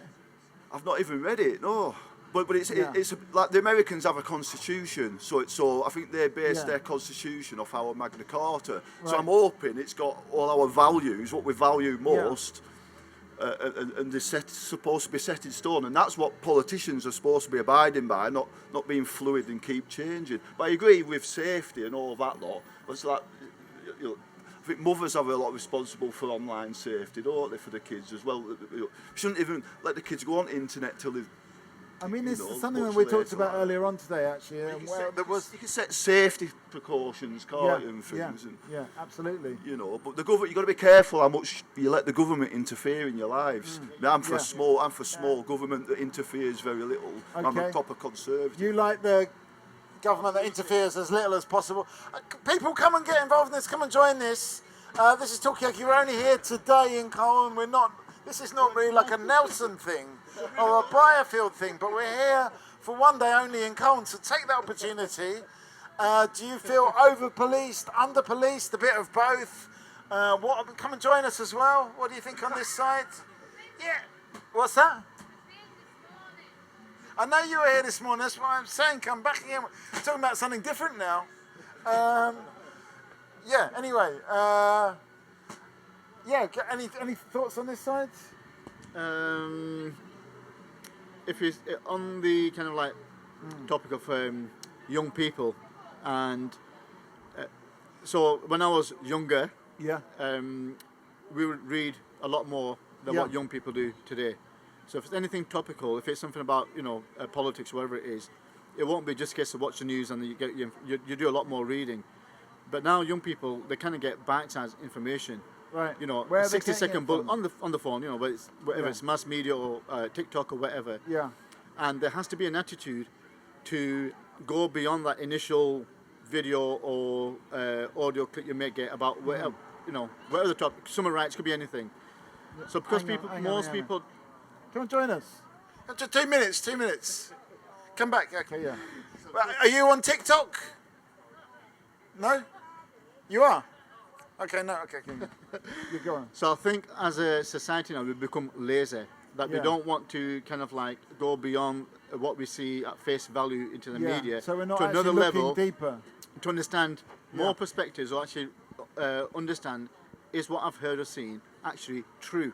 Yeah. Because it may not be true. How do you determine that? So if you go onto more layers of information, you go to various sources of information, then you might find something more academic, more kind of investigative journalism, and then you'll know, is this something about the media machine trying to kind of sway a certain mindset, or is it something else? But if you don't do that, you'll just take things at face value. Whatever is coming to you, yeah. Yeah, go on. I think the media is completely captured by a completely different ideology that's completely alien to Western values. It's this woke thing, isn't it? You've heard the term woke. Woke. The BBC's terrible, isn't it? Yeah. Woke, it means, if you woke, it means you're awakened to social and racial injustices. You've been awakened. It's this mindset. You can get books on it. If you walk in libraries, books on it. Yeah. And all the librarians in there, they support these. They're based in Marxist ideology. Is it? I've studied Marxism. Yeah. Then books in there. There's one called How to Be an Anti-Racist. It's basically how to be an activist. That's what it basically means. I mean... and all librarians, I'm telling you, they support all this Marxist Is it a crap, Marxist network, the librarian network? I'm not saying that, but it's a funny thing, because I was talking about this communist thing. You normally can point to a communist leader, but you can't in this. The ideology is infiltrating everywhere. And it sounds like a conspiracy theory, but if you learn and delve and do your research, you'll see. What elements of the woke ideology do you disagree with? I think it's like a new type of communism to take down Western countries, and that's why there's so much chaos going on in police, and mainstream media's completely captured by it. They're too woke. If you don't, our government, I've watched arguments and debates in Westminster, and I could literally spot the activists by what they say, because they're always talking about social justice and oppression and things like that. That's a communist mindset. Do you not agree with social justice? I'm not a communist. I'm Well, not a what about communist. justice? Surely you agree with the idea Yeah, of justice. but social justice means communism. I know what the term means, and I'm not a communist. I'm for a meritocracy. Okay. I'm for a capitalist society, a meritocracy. Okay, what do people think on this side? Have we got any woke people? Any people supporting social justice? Whatever that means. Any Marxists? Do you get them in Colne? The correct term is called critical social justice, and it's a movement that's spreading through race and gender, but it's actually race Marxism, it's gender Marxism, and the woke mindset, they want socialism or communism or something like that. All right, okay. Any thoughts on this side? Are you woke, Ralph? No, I mean, isms, everyone has the right to have your own definition. So if it's social justice, for example, I wouldn't have that ism definition. For me, it would be about equality and justice. People have the right to do what they want to do, as long as they're not Does social criminally... justice sound like a bad thing to you? Not, absolutely not. Not at all. Not at all. I'm going to say we've got Diane's coming back to us. Okay, but come and join us. But hang on a sec, Chris, because we've got a new. Hang on, we've got a new person. We've got a new person. Tell us your name again. What were you doing in the 70s? Oh, I mean, I was getting born mostly, but I mean, do you feel like? No, I've just asked you a question. What was you doing in the 70s? I was watching Magic Roundabout. 50. Yeah. But come and join us. Tell us your name. What's your name? My name's Shelley. What's it? Shelley. Shelley. Okay. Come and sit down 2 minutes. We've got Diane. We've got Ralph. We've got Holly. We've got Chris. We're talking about. Can I respond to that? Yeah. Go on. Justice and equality, that's good, but these woke people, they champion something called equity. They don't champion equality. We have equality rights, but equities means something different. What's the difference? Equality means equality of opportunity. Equity means equal outcomes. So if we have a society that champions equal outcomes, that means everybody's the same and we're no longer in a meritocracy. So equity, by default, cancels merit. Okay. Because they want everyone to have the same wealth.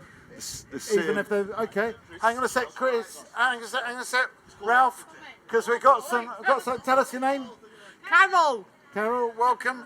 Are you going as a bus here? Okay. Oh, leave it on the prayer. Okay. Okay, it's no singing here. Thank you. Thanks for joining us. Safe journey home. Are you getting this bus? Okay, all right, they are getting the bus. Okay, so we're talking about equity, we're talking about equality, equality of outcome versus equality. You must have heard that term, equity. Yeah, I have heard it. Yeah. It's not up to me to decide what things mean. My job is just to pass the microphone. Well, Ralph could go in the middle, and then you can hear my view. Do you want to go in the middle, Ralph? Yeah, you've lost it. What was I going to say? We're talking about equity. Equity, that's right. Yeah. So, I mean, the way I understand it, equity, if you've got certain parts of the country like Colne, Nelson, we've got areas of deprivation, which has been like maybe is that 40. just down to merit that you, no, but the that point I want you to make merit is deprivation? so if state is looking to invest X amount in reading, for example, and they know there's certain parts of the country where the reading age is really good. Yeah. But in these deprived areas, it's not good because of loads of factors. So let's be equitable. Instead of giving everyone equal share of the budget, certain areas may need more of the budget, and other areas less. That's the way I understand equity. Does that's that more, sound like a bad or good thing? A good thing. Okay. Okay. I mean, hang on a sec. Let's just respond to what Ralph said. Ralph is saying equity can be better because you've got an area like here, it actually needs more funding for reading, it needs more funding for education. That's what the levelling up scheme's about. But equity, from a critical social justice standpoint, in their language, according to Kamala Harris, the Vice President, she says, we've got to make up for past discriminations racially and to do with gender, and present discriminations, and this is in the critical race theory books as well, because they believe it's like a religion. So they believe that our systems are systemically racist, and they always have been. So we've got to go back in time and make up for all the past discrimination and it's about redistributing privilege and wealth and shares. So equity is about redistribution. If you look at socialism, every time socialism comes to a country, what we do is start redistributing things based on a communist ideology. So equity. So you think it's a bit communist? So equity essentially means socialism. That's Okay. what it means in their terms. Okay. In a woke social justice. What do some of these people over here think? Come and join in. Come and give us a. Maybe you don't care about it, but that's a value in it. Hang on a sec, Chris. I'm trying to get a bigger audience for you. You've only got 3 people now, but there's potentially another 4 that could join in. Come and join in. Tell us what you think. Get a book from the library and read from it and tell you even more. Yeah. Come and have a seat on the table of chat. This is Talkaoke. Are you on TikTok? Should it be police more? That's what we're talking about. We're talking about, do you feel like we live in an equitable society or an equal society? People on this side. Holly, you've not said I'm much. just thinking about what you were saying about Kamala Harris, and I don't really know. I'm not really overly, or maybe I should be more concerned, not really concerned about what's going on in America in terms of what's happening here right now, because I don't think that matters to us here in Pendle. What Kamala Harris says? What Kamala Harris says, yeah, I don't know if Okay. that should matter to us. Okay. Come and join us. Come and join us. Are you? Yeah, give us a couple of minutes. Come on. Yes, come on. And this person's going to come and join. Come and join us. Yeah, go on. Yeah, obviously America's America, but it's the same ideology: diversity, equity, and inclusion. And you can go on any company in this country, including government website, and every single one of them will have a DEI policy: diversity, equity, and inclusion. And it's the same ideology, no matter which country it's in. But are you saying that's a bad thing? Communism, yeah, I'm not pro-communism. So, But yeah. I mean, these are essentially, we're not a communist country. But I mean, is it? we're not. If all the companies and commercial Come and join us. Yes. We've got Ralph. We've got Holly. We've got Chris. I'm Mikey. Join us for 2 minutes. No contractual obligation. It's Talkaoke. It's a pop-up talk show. At the moment, we're talking about, are we being taken over by the communists, especially in terms of the companies that are out there and corporate or commercial organisations actually wants to make us all communists, according to Chris. But no, go to Ralph. I'm going to. I mean, without getting caught in like the labels of things, and I think if it's a point about do we trust our government with everything that they're doing is in our interest, I've got no I can say no to that. It's not a case of that because it's government. I will automatically trust government. Do they always think in the interest of the people? Not always. I'm not saying that's because there's certain things that drive government thinking, capitalism and maybe some other isms. But there is, there's a genuine grassroots movement that's always been there throughout history that will always be a pain in the neck to make sure that government, that the people we put in position of power are there for our interests, whatever they are. And it's not always monetary interest. So, for example, if it's like recently about cutting, the winter fuel payments to save like 1.5 billion, or if it's about how do we allow HMRC or whichever department gives the benefits to claimants for their bank accounts to be checked to see are they actually have they got money, for example. Yeah. And that may save X amount of billions, 1 or 2, nothing, it's a lot of money. But if you compare it to, the 100 billion plus that has been kind of like question mark contracts from government cabinet members to businesses during COVID, over 100 billion that are red flag deals that so and so set up a business only 3 months old that's been given a few £100 million contract, or if it's about the big corporations who have got loopholes to not pay hundreds of millions in taxes. So there's not necessarily the kind of investigations or the things happening on that side to save hundreds of billions, but yet to save 1.5 billion will clamp down on 3-4 million people Can you see? So the priorities, you know, if it's genuinely about So it's about the equality and priorities. equity, It's about their priorities. So in those respects, I will say yes. Do I trust the government as an absolute given? No. Do I think they're all criminals either? No, I don't. You know, there's a bit in the middle. Okay, so it's a more of a kind of, it's a bit more nuanced than that. You don't completely trust them because of their priorities and their, I guess, their standards of what they think is important, but you don't think they're criminal or. That's ideological. It's not an ideology. It's driven. Not ideologically driven. Yeah.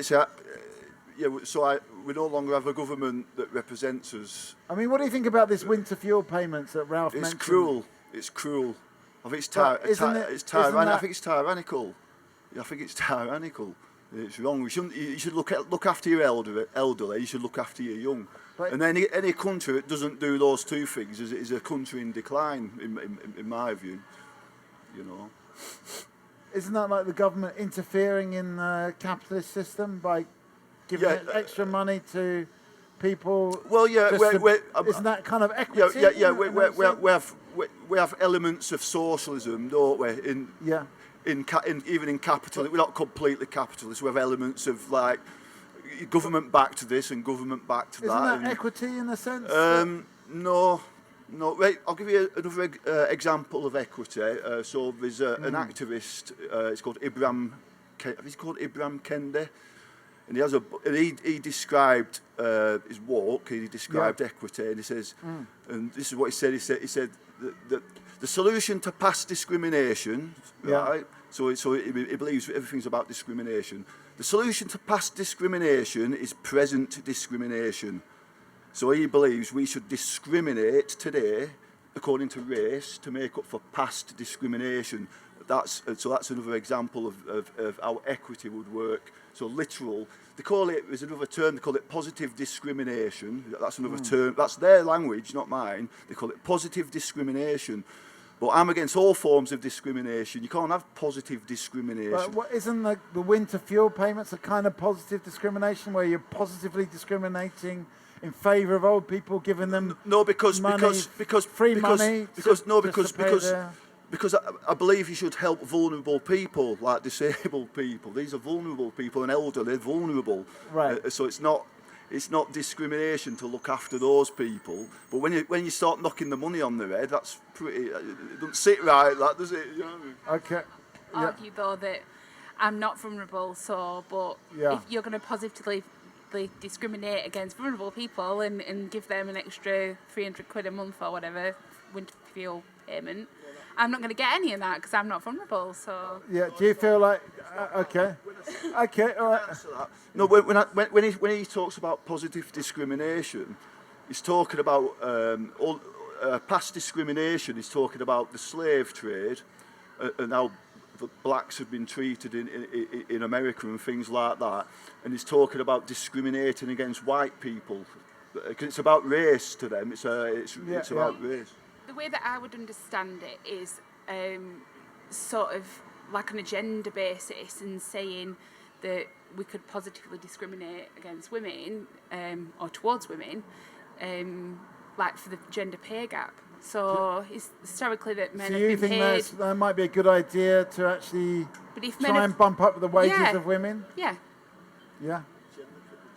Okay, say a little bit more. What's the gender pay gap? Well, I was just thinking really that historically men have been paid more for the same jobs as women, and if we were going to positively discriminate in any way, that we could do that.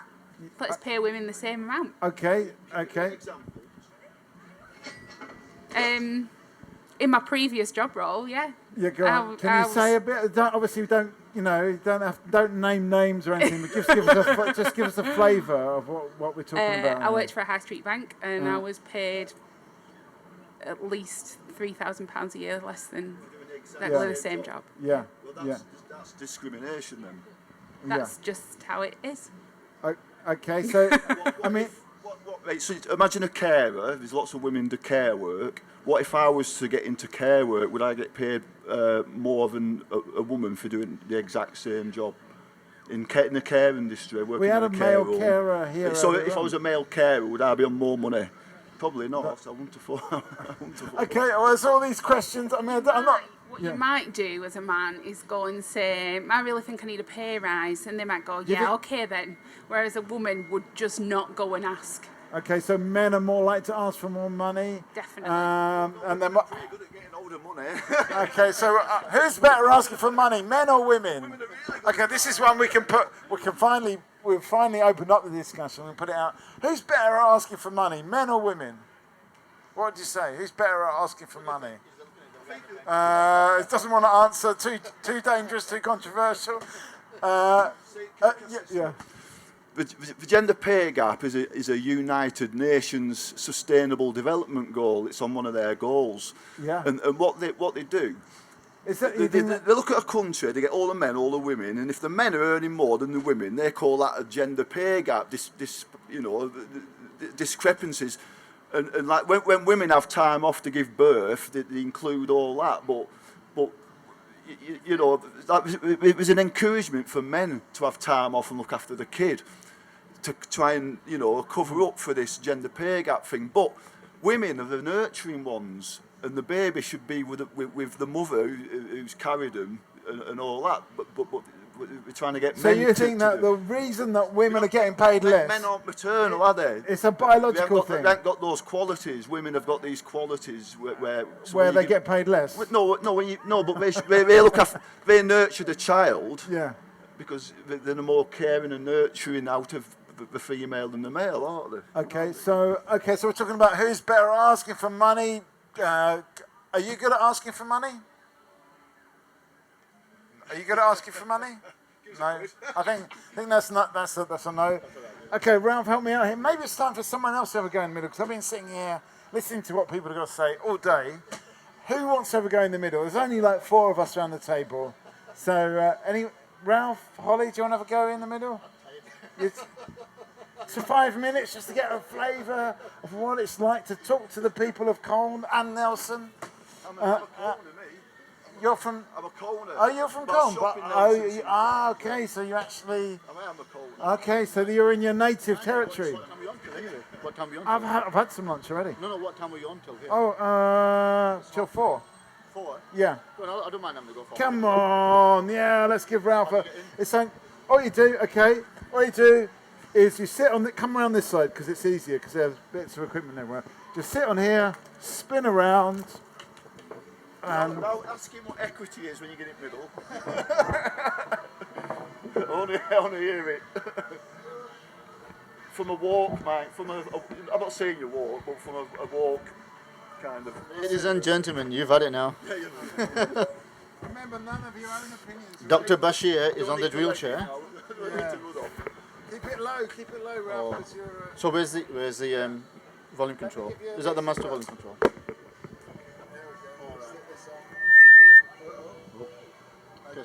Testing 1, 2, 3. Okay, cool. let's keep it warm for Ralph. DJ Ralph on the mic. Okay, so gents, do you want to join us over here? Talk about anything we want to talk about, topical, about Colne, about the weather. I remember last time I was sat here all day in Nelson. All right, in the town centre. Yeah. Hiya, do you want to take a seat? Talk about Colne, about today's event, 70s. 5 minutes. Come on, Timmons. Anyway. Back to safe. Okay, let's. I'm obsessed with politics these days. Okay. 5 years ago I weren't, but I am obsessed with politics. Okay, Michael, you're a guest from the south, up north. You've been up here a few times. And over the past few years, when we do have these conversations about community, society, whatever, how do you compare the openness in the conversation between north and south? It's different. I think in London we're just much more. There's so many people from all around the world that in a way the conversation's different, because you just expect the person next to you is going to be from, I don't know, Somalia or Morocco or Colombia, and the person on the other side is going to be, from, I don't know, Russia or Brazil. And so our conversation's a bit different. But I think because of that, you know, we just expect, it's more like, oh, what have you got okay, you say you're from, I don't know, I'm going to come up with you're from the Maldives or Mauritius. What has that got to offer us? What are you bringing to the party? And it's a different perspective, I think, because you just expect people to go, oh, yeah, I'm from so-and-so. This is, you know, I'll tell you something about my culture, if you see what I mean. Okay, so is it, if we were to say that if the more diversity you have in a community, the better that community is in terms of how they see themselves part of a sense of inclusivity, whereas compared to Pendle, if it's not as diverse compared to a cosmopolitan place, is it a pro and con? I mean, it's just about a culture, isn't it? That is the culture there. So we don't, you know, that's what the London, in a way, you talk about Cockney, but actually, like, for example, my parents come from Eastern Europe. Well, not my parents, but my great-grandparents come from Eastern Europe. And so they came to London, and it was already a melting pot then, in the 19th century. Okay. Holly, any experience of cosmopolitan areas in your life compared to your humble roots here in Pendle? Yeah. We do like to travel quite a bit, and my favourite city is Kuala Lumpur because of that reason. I think it's a real melting pot of different cultures, different religions, and just people really from all over Asia seem to gather there. But to me, every time I go, it feels very harmonious. It doesn't ever seem like, and you might, I don't know, maybe you disagree, but it does feel like that when you're there. It doesn't feel like there's any tensions between different races or religions. Is that how you feel it is, you're as a tourist going into that country? Yeah, yeah. And how do you think the locals view it? I think from talking to locals, like we do usually when we're there, that they feel like that as well. Yeah. That they don't feel like there's... No, you disagree? Yeah. I've got some personal experiences, but I'm not allowed to share it as the horse in the middle. But Are you from building bridges? Yes, I am. I'm from Nelson First. Are you from building bridges? Yeah, are we part of some conspiracy? What do you think? No, but yeah, you two are together, aren't you? And you've invited them, haven't you? Or you travel around together. No, we've invited Mikey to come up from the south to kind of like. Well, he was here over a week, weren't you? He was here over a week. You can't get away. So go on. What do you think in terms of? Do you think having diverse communities is better? I totally. Or different? Forget the word. I totally disagree with the word diverse. Okay. I think it's an horrible word. It's been weaponised. It sounds nice, but it's not. I think people, when they come here, they should assimilate. There should be, like I said, I think there should be a constitution that everyone abides by, a social contract.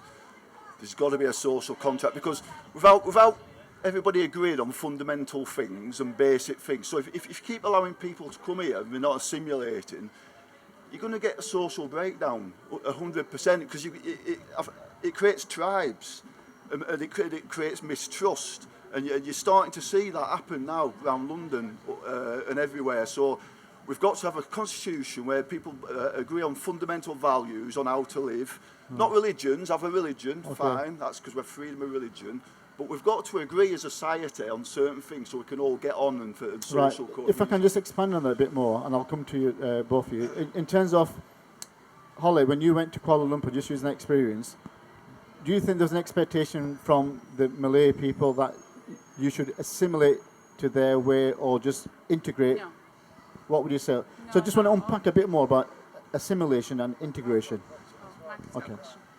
No, just how is that actually going to work in practice? Because when you come to like the idea of the social contracts, is that it's implicit. It can't. It's no one actually signs a document. I don't know. And at what age do you sign that document saying, I agree to these terms and conditions? Hi, do you want to join us? We're talking about assimilation and integration, some deep stuff. Have you signed the social contract? No, they haven't, is the answer. And nobody does. Come and, yeah. Is this, so just thinking about a school, like, I was thinking about like how if that was a thing and how would we do it in like schooling. So my kids are in primary school. And at the moment, please take a seat for a few minutes. Sorry, Holly, carry on, because you're perfect for this conversation we're having at the moment. It's just very timely. We're talking about assimilation or integration. Yeah, sorry. I was just thinking about like a social contract or that kind of thing. And actually, my children at primary school at the moment, and my son who's in year 6, is learning about British values. So is that not? Yeah.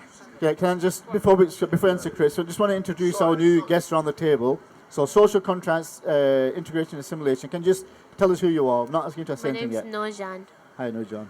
My name's Nagar. Nagar? My name is Zinat. Zinat. Zainab? Amir. Hamid and Neil. Hi. Welcome around the table.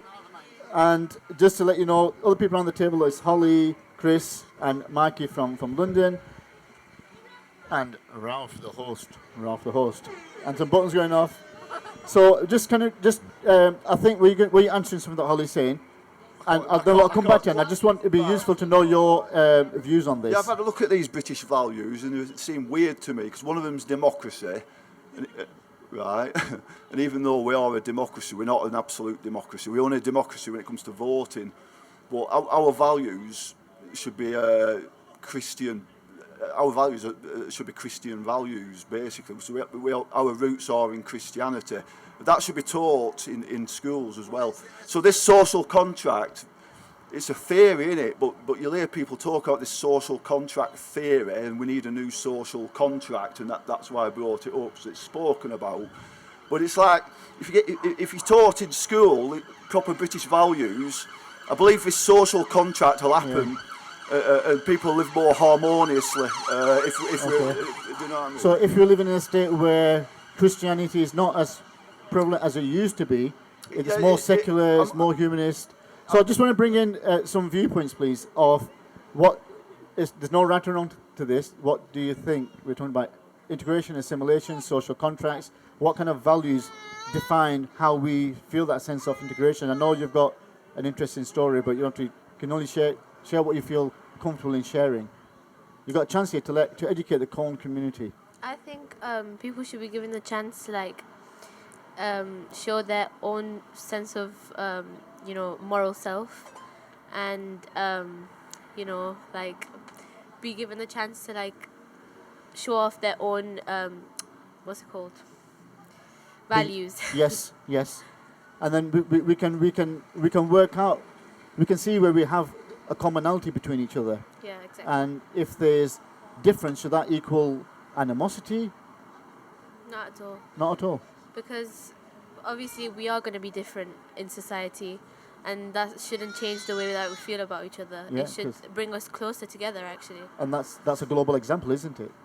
Any words you want to add? I agree. Well, Hold the mic. Given we come from Iran, so we live in a country that we actually don't have that, so we don't have the option to, actually give our opinions and be our true selves. Yeah. So, living in this country, from the foreigner point of view, it just seems like we have more freedom in this country, and I think it should continue. In terms of the freedom of speech and everything. Okay, I just want to bring Mikey in. I just want to ask, because I know that Iran is essentially a mostly Muslim country.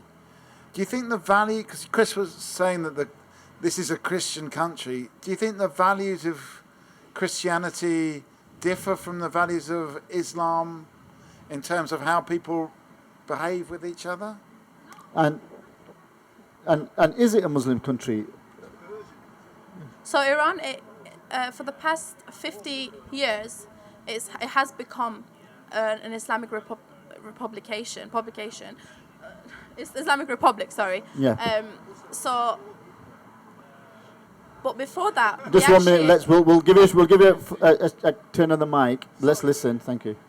Yeah. So for the past 50 years, it has become an Islamic Republic. But before that, we were just we had our own morals and ethics and everything. But that unfortunately has been taken away from us. In terms of your question, when you said, isn't Islamic morals and Christianity morals? So, being from Iran, I was educated on Islam from a very young age. And I also had the opportunity to learn about other religions, such as Christianity here. And I can tell you that they both kind of a lot of stuff that they have in common. They both focus on you being a good human being, doing good deeds, helping each other out, having a community, and but having that sense of patriotism to your community.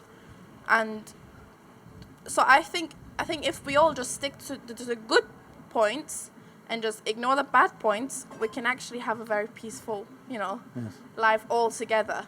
So do you feel much more liberated now being in Britain? Definitely, yeah. And you used the term earlier of a foreigner, someone who's coming to the country, but do you feel now that this is your home? And would you still class yourself as a foreigner? No, I do. Yes. One thing about this country is it's very diverse, and that's very good. That's very good for everyone. And I think it's also good. And also, so you said earlier, it's a Christian country. Is it really a Christian country? So diversity is good, and is the UK a Christian country? Any viewpoints on that? Diversity is good, and is the UK a Christian country? Hi, sir. Would you like to take a seat and join us for this conversation? I was more interested in your recent equipment. Oh, you can sit and have a look as well and listen at the same time.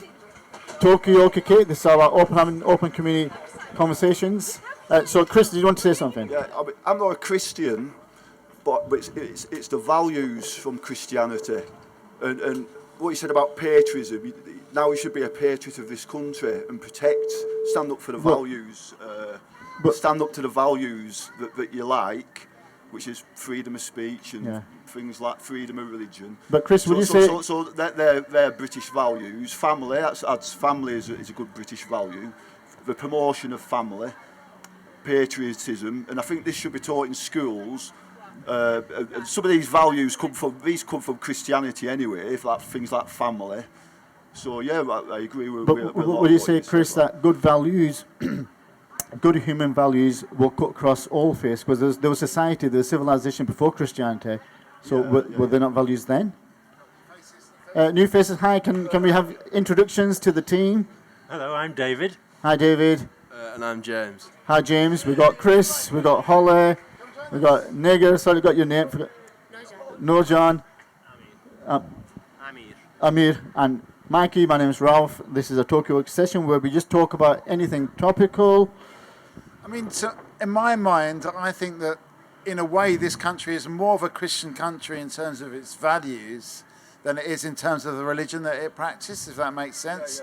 Because people in this country are very concerned, I think, with equality, with the idea that every human being deserves rights and respect. And I think, in a way, that's more fundamental than the religious worship side of things. So I think, in that sense, it does align a lot with Christian values. And I think one of the interesting things about the history of Britain is that the struggle for equality was actually started by the Christians, by the radical Christians, like what they called the Quakers and people like that, and the Methodists. Methodists, and they were the people that were pushing some of these what they saw as Christian values, but they're I think actually quite socialist.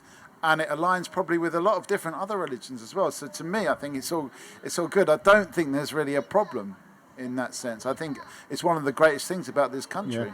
Yeah. It comes back to the point that was kind of initiated this, which is what should people do as in a mixed society? Should they integrate or assimilate?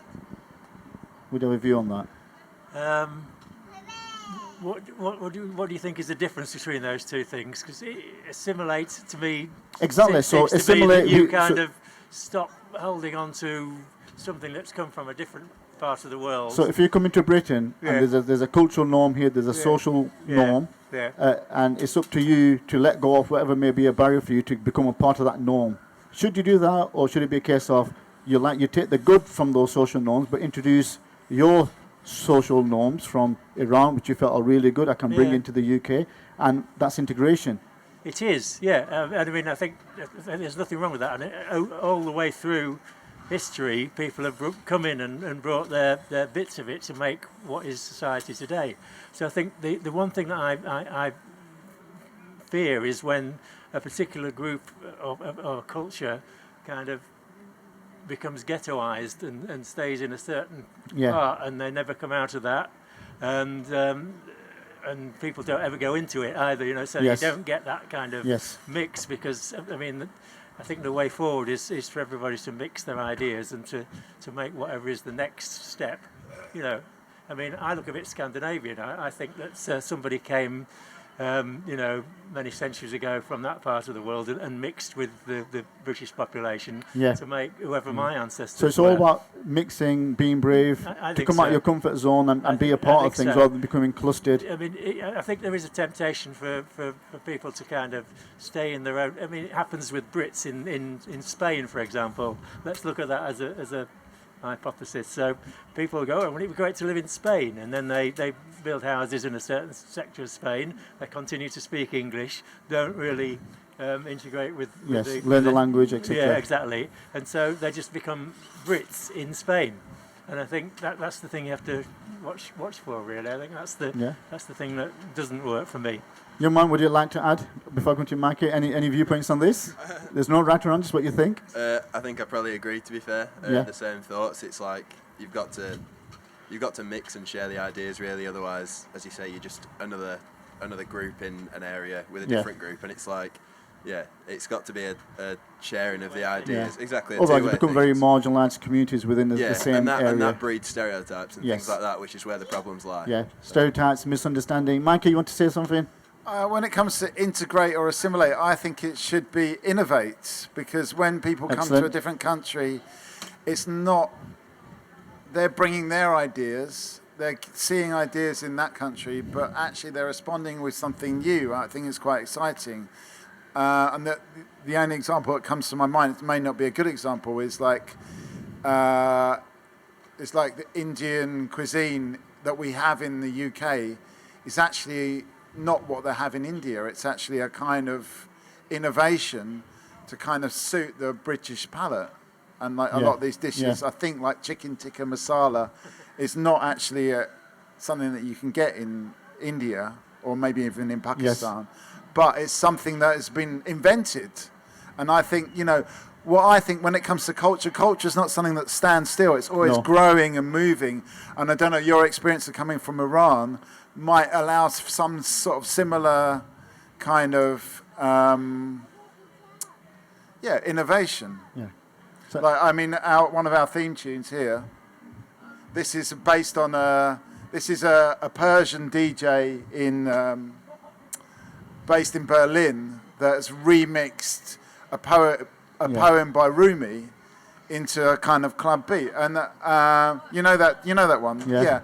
And so that's another example. It's innovation. It's not just integration or assimilation. It's actually mixing the cultures and making something new with it. So, Nega, can I just ask you, like, in your time being here in the UK, and the other Iranian community that you've experienced, or been here for maybe multi-generational now, how you feel, you know, you can aspire towards them as role models in terms of the sense of having this liberalism coming into the UK, and what opportunities and ambition that gives you.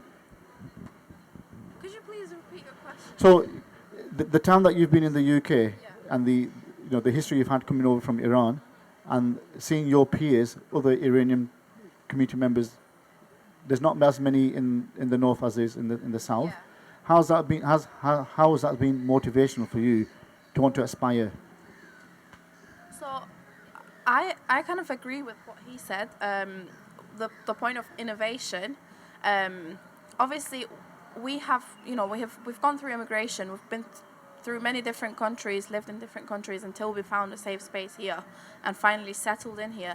So as a response to your previous question, yes, I do feel like this is my home now. And this country, following up what I said earlier, when I said it's diverse, I mean it's diverse in terms of giving everyone the same kind of opportunity. There's always some ways for everyone, no matter what background you come from. And I think that should continue.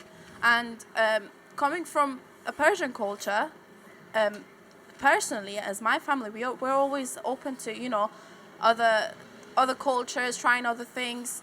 And like the example you mentioned about food, my mom she actually runs a catering business. She also works in a cafe in Nelson, and she has somehow managed to convince a lot of British people, like English people to try and really Persian, like yeah. Persian food. Yes. To the point she has regular customers coming in to the cafe, having their regular orders. She's also actually made some dishes, combined them with British dishes, and they actually turned out really good. So I totally agree with that. And I do think that is a very good point. I was going to come back to you, Chris, because you kind of like started this off in terms of like integration, assimilation, and diversity and difference. So having heard what you've heard around the table, how's that changed your view? Well, I was just going to ask, are you actually, I don't mean to be rude, are you asylum seekers or you refugees? The post-refugee now. So you was escaping Nationals. something from Iran, but what was you escaping? Yeah. I think let's keep some parameters to this. That's don't get too personal. If you feel comfortable, fine. I said I don't mean to be rude, but I'm just interested in. No, you obviously but Chris, coming back to what the conversation we've had about integration or assimilation, acceptance. Oh, what do you feel you've learnt from this conversation? I don't like the word diversity. I think it's a leftist buzzword. Sorry, that's a bit blunt. I'm not worried about terminology. Doesn't matter. It's That's about, a bit blunt. Yeah. What would you use instead? I know that's the popular word, isn't it? I still believe that British culture needs to be preserved and people need to respect it. When I went to Thailand, I learnt Thai just to go on holiday. So there's a saying, isn't there, as you're in Rome, do as the Romans do. Don't come to a country and try and change it. Because I know there's some groups that want to change this country beyond all recognition. Yeah. So what's the point in fleeing a country where you've been oppressed, and then you come to a safer country, and then you want to change it into the country you've just come from? No, I'm not saying you, but that's what some people do. That's what some people do. Yeah. Yes, please do. I think it's not about the fact that they want to change. Sorry, before you go to get a final thought, sorry. Do you want to finish this point? Sorry, go on. I think it's not about the fact that they want to change the country. I think it's just like about the fact that they obviously can't go back to their homeland, and obviously they want some parts to come, to have to remember home, as a comfort, like a safe space for them. And I don't think it's about changing. I think it's about adapting. Adapting, adding value. Yeah. Yeah. It's like about innovation. Yeah. So it's not about changing like completely. It's about mixing cultures. Yeah. Yeah. So let's just get some final thoughts, and then we'll just pick up on that. Yes, sir, please. Yeah. I think what I said before is still stands, and it's a kind of a milder version of what this gentleman over here is saying. I think the other thing about the UK, I think, is it has a capacity. And I think a lot of people fear that the capacity is getting to the stage where it can't stand any more people coming in, and there's a lot of tension about that at the moment, isn't there?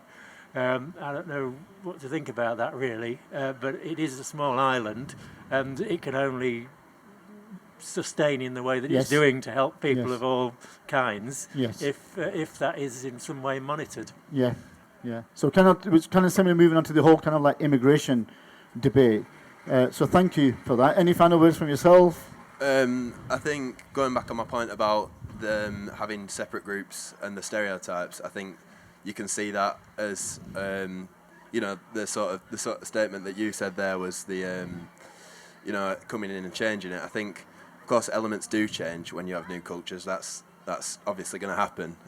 But I think maybe such different groups having different opinions leads to those sweeping statements about things going to change completely or whatever. But if people are connected, speak to each other, experiencing each other, that takes away a lot of the kind of like stereotypes or misunderstanding. Because you understand there's each other more. interactions. It's not whatever you see and then you associate that with the whole group, is it? It's, you speak to someone or different people and you realise, whatever. You realise whatever they say is, you get first-hand experience does, don't you? Thank you very much, gentlemen. Have a nice day. So just to kind of keep with the flow of the conversation around, and what you want to draw in the point of where we are today in kind of like the 2020 plus, and going back to the 1960s when we had immigration mainly from South Asia, which really changed the face of the country over the past 40, 50 years. So we've got lots of history and examples of how integration, cohesion, communities have worked in the way you're speaking about, and yes, there are examples where it doesn't work. Mike, you want to come in? Well, I just think that change is the only constant, isn't it? We're always changing. Things are always changing. And the only thing is, and I think it's probably better if you try and change it rather than somebody else changing it for you. I mean, just so going. who would you say is responsible? We're all responsible for change. I mean, but in a way, the people that actually take the initiative are the more responsible people. Yeah. So let's take the initiative in change and what we want to change. And when it comes to Britain's, I think one unique thing is actually taking things from other cultures. Like the whole Industrial Revolution began when we took the French and Belgian technology of weaving and combined it with the steam engine, which we were getting from our studies of classical Greece, and combined all those things together, and we got the Industrial Revolution, as well as the Dutch capitalism that we got from William of Orange. So we were always combining and getting new things, and that's our strength, I think, as a country, that we can take those things from other countries and innovate them in our own way. Yeah, thank you, and I personally agree with that as well. And just as we're starting to wind down this session, the gig, as the Southerners will say, can we have maybe some kind of concluding comments that also include the point about change? What can we do to kind of promote and encourage that change? Thank you. So my question is, if you don't want your culture to change, why don't you do something about it? So if I know you can't go around to change everyone, be like, no, you can't do this, no, you can't do that, but you can start from your own family. At the end of the day, culture is your morals that you grow in your own family. So, for example, my family, my dad has set up rules for us and the morals that we have to follow. And if we don't, obviously there's going to be consequences. Why don't you start with your own family, try and set morals and follow the morals, and then so that every single family has their own morals, and we all, and we don't get into each other's business. Okay, so Michael Jackson, Man in the Mirror, make that change, be the change yourself. Any final comments from you about change? I agree. I agree with what she said, because obviously, if you don't want your country to change, then do something about it. Yeah. And but would you say would If I was in the middle here, yeah, this is also a training session for Ralph. I would ask, what's your name again? Nagar. What does that change mean for me? You're asking Chris to set this kind of moral framework for his family, but what does that turn the mirror on the mirror and say what would that change mean for you? And how are you going to change? Because you've asked Chris to change. How are you going to take that on board? So I suppose you're in the changing experience already. I am. So being a first generation immigrant daughter, I obviously have to set new morals for my children. Obviously, I come from a Persian background. I grew up partially in Iran, but now for the rest of my life, I'm going to continue growing here. So my new family, when I have a family of my own, they're going to have obviously an adapted set of morals and ethics that they have to follow. And I think everyone, I wouldn't really personally go and ask other families to change their morals. I would just continue with what I believe, which is completely illegal and right in this country, which is why I really fit in this country. So I can just believe whatever I want. By you doing that and other people doing that, we find that change is always happening because there's never a constant, is there? Holly, would you like to add? How will you make that change? Come back to me. Come back to Holly. Okay, Chris, final comments, making a change. Do we stay the same or do we just change whether we like it or not? I'm conservative in nature, so I believe in conserving some things that like I'm into social cohesion, I'm not into these separate tribes, I think we should all come together as a country and share, but it's got to be British values. Which is exactly what is being spoken about. Yeah, you have your personal morals and you bring your children up how you want, but we should have, like I said, I think we need a new constitution that outlines fundamental British values, that preserves and conserves our identities, and that to me is true diversity. Because I've noticed a lot of Western countries, this multicultural idea is happening in Canada, Australia, New Zealand. But so how does you see, if you turn things, it's almost like national identities are being destroyed. But to me, true diversity is having different nations with its own cultural identity, and I think social cohesion, shared values plays a big part. Excellent. So shared values, multiculturalism, that remains defined within a British context. Yes. Mikey, sir, any final comments on change? Well, I mean, it's been a real journey today. The whole conversation has been, every time we come to Colne, it's different, and it's been a big one today, and we've met so many different people.